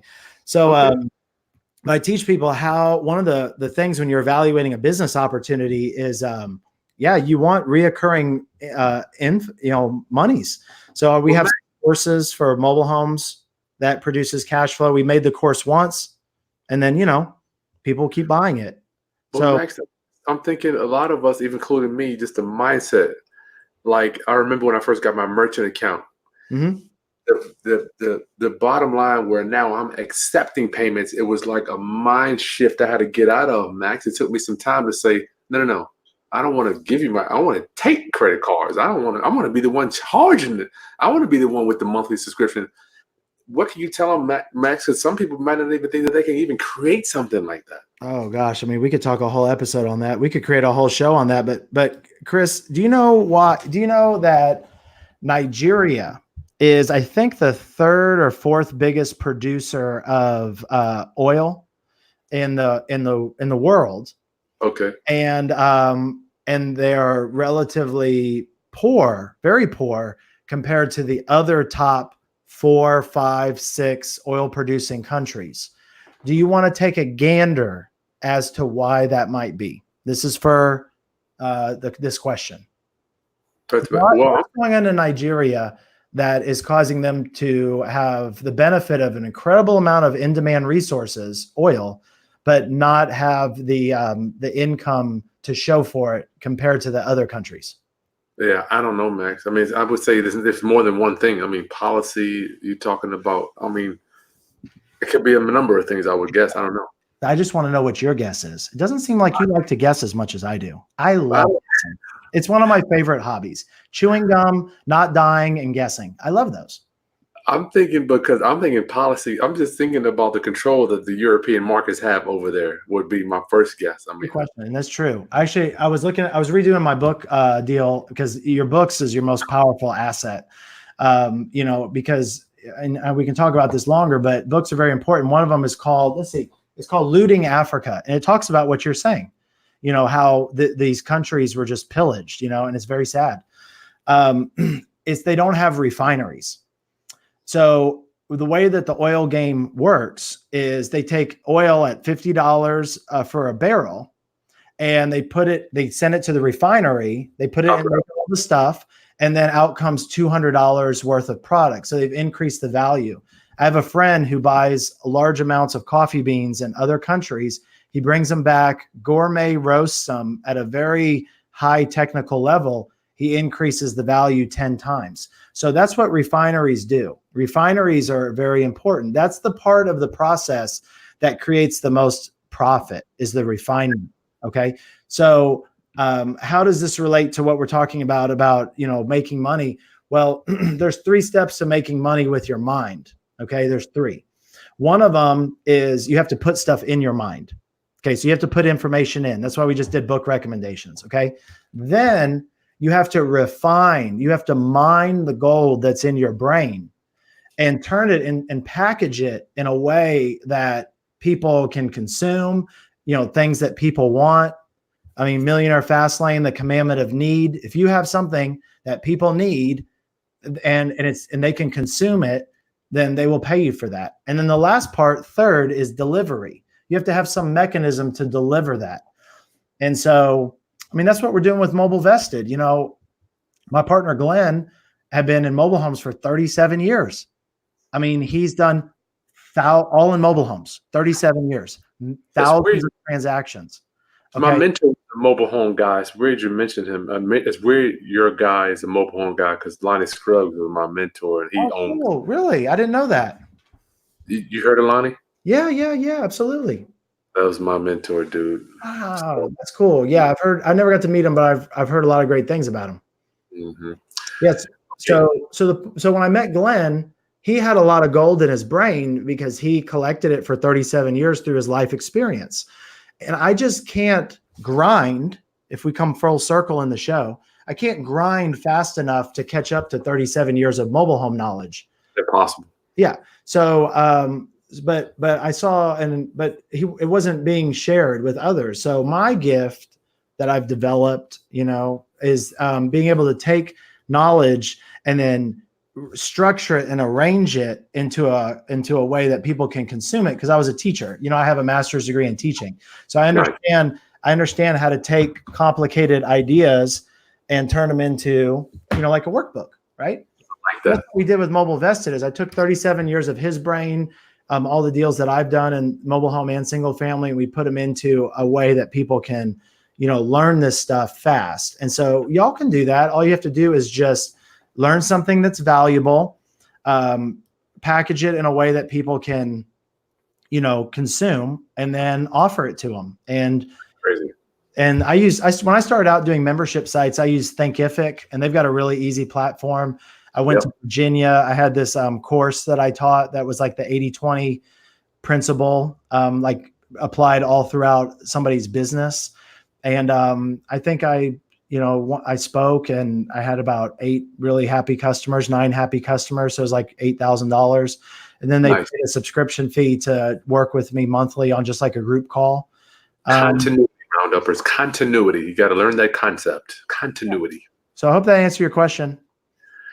Healing through one of the books called Exceptionalism, you said, Max? Oh, no. Great clarity. Essentialism. So what is essential? So there's non-essential, which is like you don't need, and then there's essential. So essentialism is the practice of identifying just the very few essential things in your life, and then only doing those and saying no to the other things.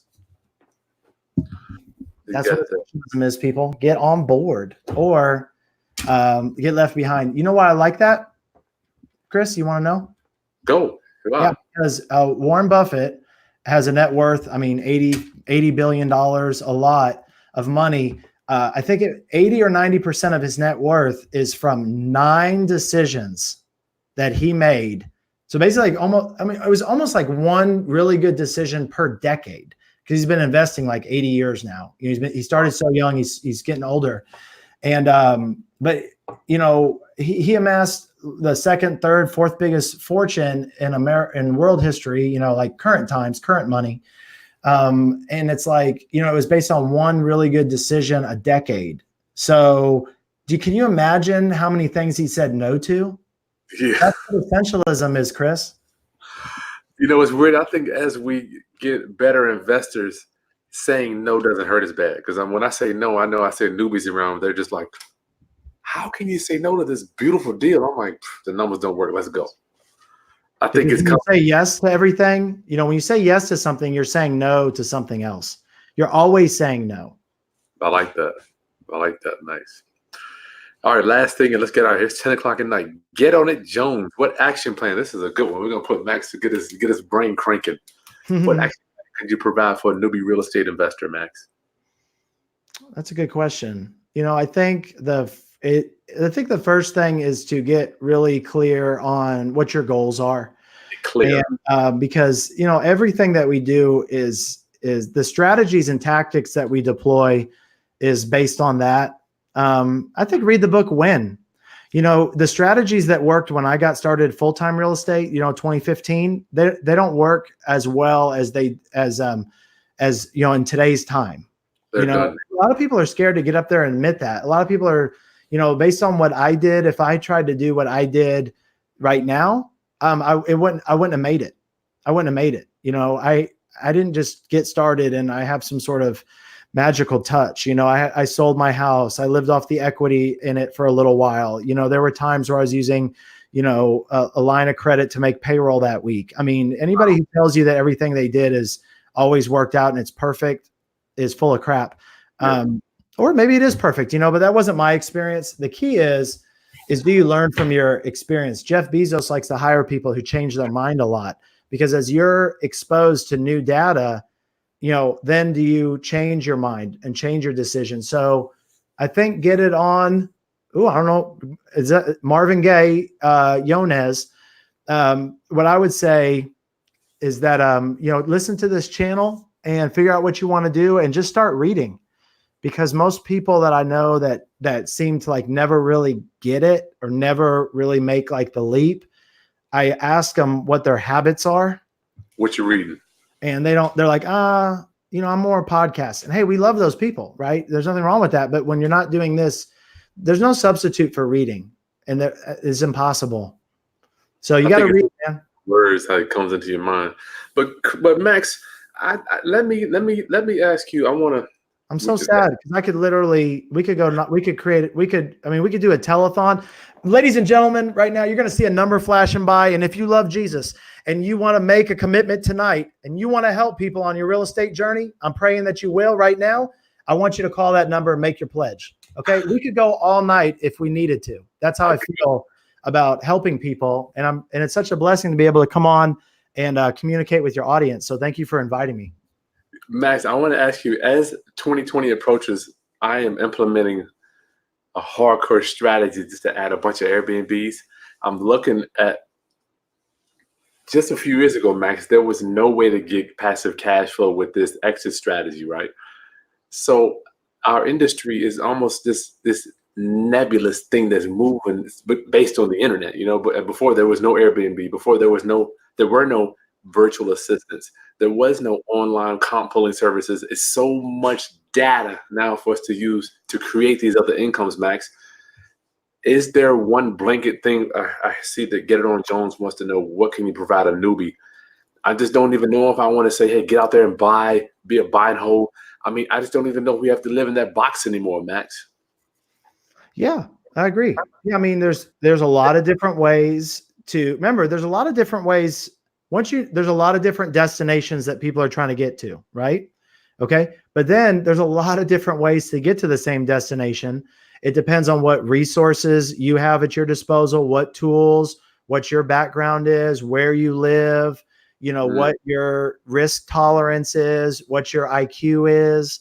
I mean, there's so many factors, and you really have to kind of like vet all those out and then just choose the best one for you right now. So, but hey, Get It On Jones, if you come on Monday when I'm on, we'll ask a few more questions, or come to Baltimore and check us out. We'd love to continue that conversation. But I would say the action plan for a newbie real estate investor is to figure out what you want to do and why you want to do it, and then start talking to people who know things to start like seeing some roadmaps. And what will happen is you'll start to see certain things overlap, and then you're like, oh, okay, like if 3 people that aren't full of crap that actually are like having success, if 3 people are like all kind of have these things in common, maybe there's something to that. And then that's what you'll use to develop your own roadmap.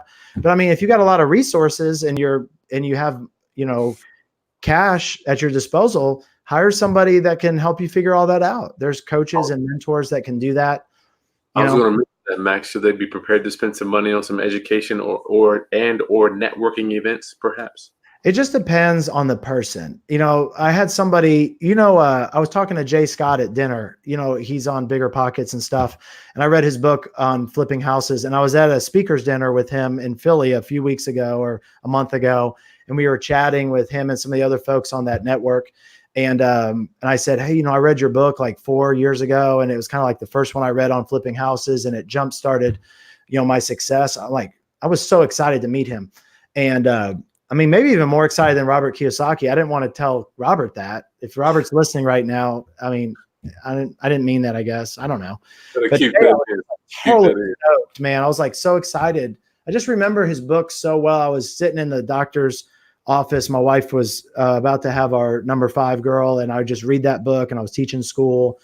And he goes, yeah, he's like, that's cool that you like the book and everything, but you probably would have been successful like without it. You're a pretty smart guy. You catch on quick. You put information in fast. You have good habits. You're motivated. And so you would have figured it out.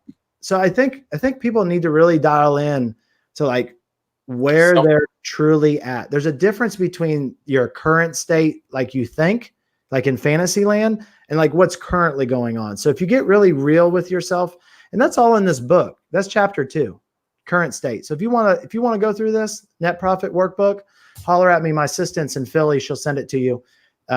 Just blow me up on Insta. Is that self-awareness what you're talking about, maybe, Max? Yeah. And if you can't get it from yourself, then get it from somebody else. Ask your spouse. They know what's wrong. Don't say that too loud, Max. Oh, yeah, right. Yeah, Chris. Well, sorry, I just ruined Thanksgiving. He had big plans. Big plans. I saw it in his eyes. Well, we just blew that up. All right, Max Keller. Don't forget, guys, we will look for him over the next few weeks. I don't know what day, but we're for the bromance. I've been blowing up your phone like an ex-girlfriend, dog. No, Chris, you're awesome, man. I appreciate it. I've been doing the same. Hey, I tell you what we can do. I've been thinking about this, actually. It's so amazing that you contacted me. I wrote down this little idea, but I was thinking about doing some kind of like live webinar in the month of December with my friends who have audiences. And we would go through some stuff in the net profit workbook. I would get a copy in people's hands, either free or discount. We'll work something out. And I thought it'd be kind of cool to do some like planning sessions for 2020 to really get people ready. I did that last year, and it was a huge value. So if you guys want to do that, you just blow me up, let me know, right? And then like 45, 60 minutes, let people know about it. We'll get on and answer some questions that can really, because, we're starting to hear a lot of the same questions, right? Like we want to get started. how do we do it? How do we do it? Well, let's talk about it. 45 minutes. I'll pull out there's like 240 questions in here, so we can't go through all of them, but we'll pick. What's the name of that one? This is called the Net Profit Workbook. Yeah. So I'll find a way, maybe I'll figure out a way that we can get some questions out, to your audience, like the 10 most important relevant questions. And then we'll go through those on the call and start planning out and, give people, if you guys think that's valuable, I was thinking about that last night. And if you like that idea, let's do it and help a lot of people get 2020 off to a lot of clarity. It sounds like you can help my roundupers raise their financial literacy with that regarding for 2020. We can get a link for them to get the book. 2, we can do almost like a case study on each one. What your thoughts on that? Almost like a mastermind, but it'll be online. Yeah. I mean, how many folks normally tune into your stuff, or what's kind of the range of people? And do you think that's something that we could do that would serve them? Oh man, without a doubt, Max. Without a doubt. Well, why don't we do this? I think the best way I could serve them is we'll talk about it offline, but we'll come up with a way to get people some copies of this at a little, like a discount. Okay. I got to figure out how we can do that, and I'll try to do a code. So we'll get a code so we can get this in people's hands for just fulfillment costs. We're not worried about all that. And then we'll figure out a way to get them their like questions ahead of time. And then we'll just we can teach people like things to think about in each question, and then maybe do like 5 of the best questions for like 2019, and then 5 of the best ones for 2020. And they'll leave, knowing some stuff. I already got it right here on my notes, my friend. Net Profit Workbook Sheet Seminar/Webinar. I think it'll be cool. Hey, I'll tell you what, I got my calendar up. One of the things I learned with busy people is their calendars fill up fast. You can kind of tell how much money you make by your calendar. If you look at your calendar and there's nothing on it, we got a problem. If you look at it, when I started doing stuff, Chris, I literally didn't have a plan. Then I became a teacher. 14 bells ringing every day that tell you what to do. It taught me discipline. It taught me organization. Then when I started, I would plan everything like 1 hour, right? And then I started planning things in 30-minute increments. And now I think about 15-minute increments. I met a billionaire for the first time last year at the Family Office Club in New York City. He created all the purses and stuff for like Kate Spade and all those people.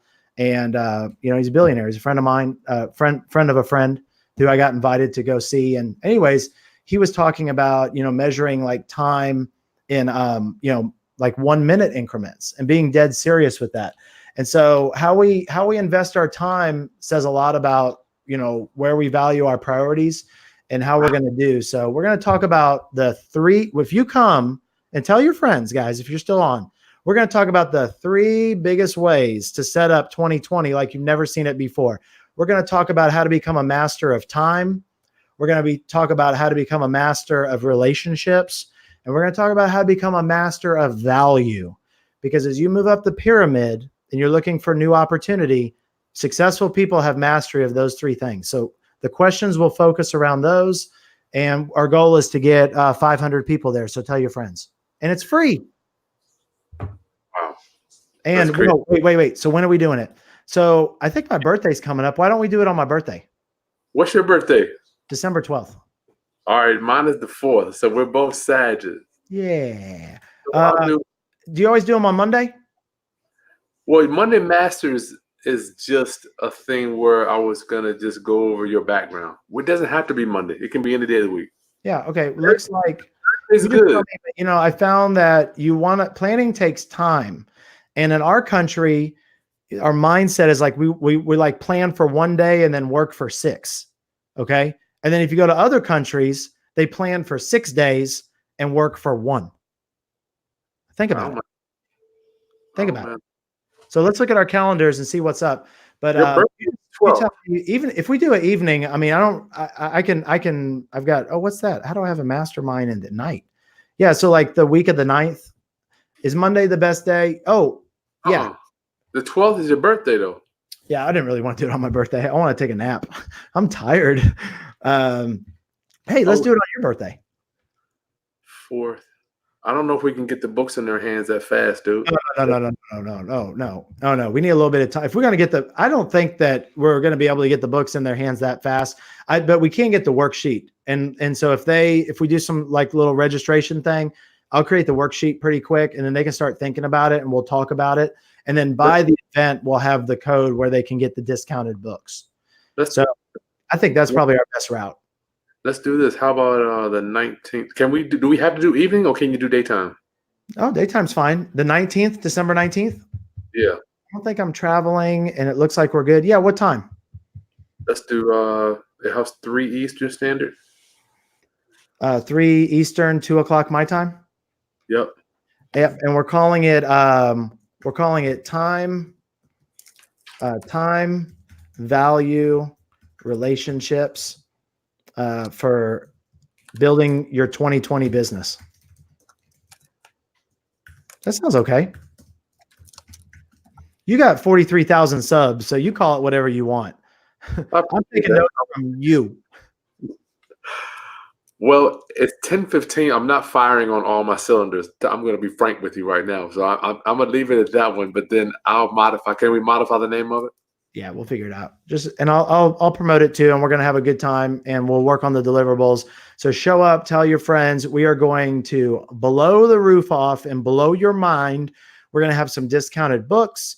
We're going to have some ways that you can sign up for a monthly call with Chris and I. We're doing a monthly call like this where we go deeper than we normally can. It's all virtual mastermind, details to come. And then we're going to get you books, and we're doing a December Black Friday, Blue Monday, Blue October sale. And we're going to get you books at huge discounts because you got to read. So come one, come all. And I think the most we can have is 1,000. So we're trying to max it out. The new goal is 1,000. Do you have anything offline? I don't want to lose you that I can get for my rounduppers for this Friday because they're going to get they get all my stuff for $100. Nothing, all my trainings, everything's under $100. That's Do you smart.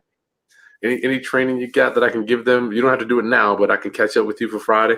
Yeah, let's talk. Let me see what I can do. Let me go into the vault. I think I probably have something that we can make happen. Rounduppers, listen, I'm getting ready. I'll go to bed. I'm not fine. Oh, I got to take the cake out. Max, you want to see if my cake turned out okay? Here it comes.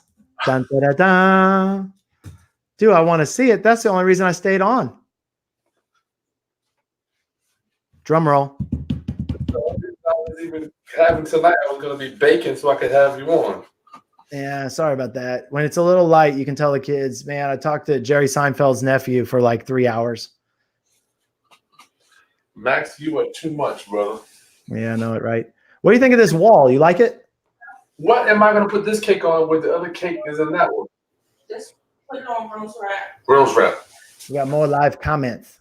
I'm not sensitive, people, so don't hurt my feelings too bad. You can scroll down, Max, if there's a question there while I'm pulling it out. All right, cool. I got to get like better screens and stuff, man, but I'm working on it. Peace, Chris, Max. Appreciate you guys. Smart. Rich, birth control. Oh, yeah. How much more rich should be at birth control? Actually, when I got all those kids making money, the legacy continues because, if you just have one or two, you might get two that don't know nothing. But I got 6. I put the odds in my favor that somebody's going to be able to carry on the legazy. So, you kind of have a good point there. Thanks, Max. Chris, we needed it. Yeah, right on. No substitute for reading. What else we got? This guy's Black Friday, Sagittarius, Chris, sub documents. That's a Chris question. Yeah, you guys are awesome, man. Done a good job, Chris. You're a smart man.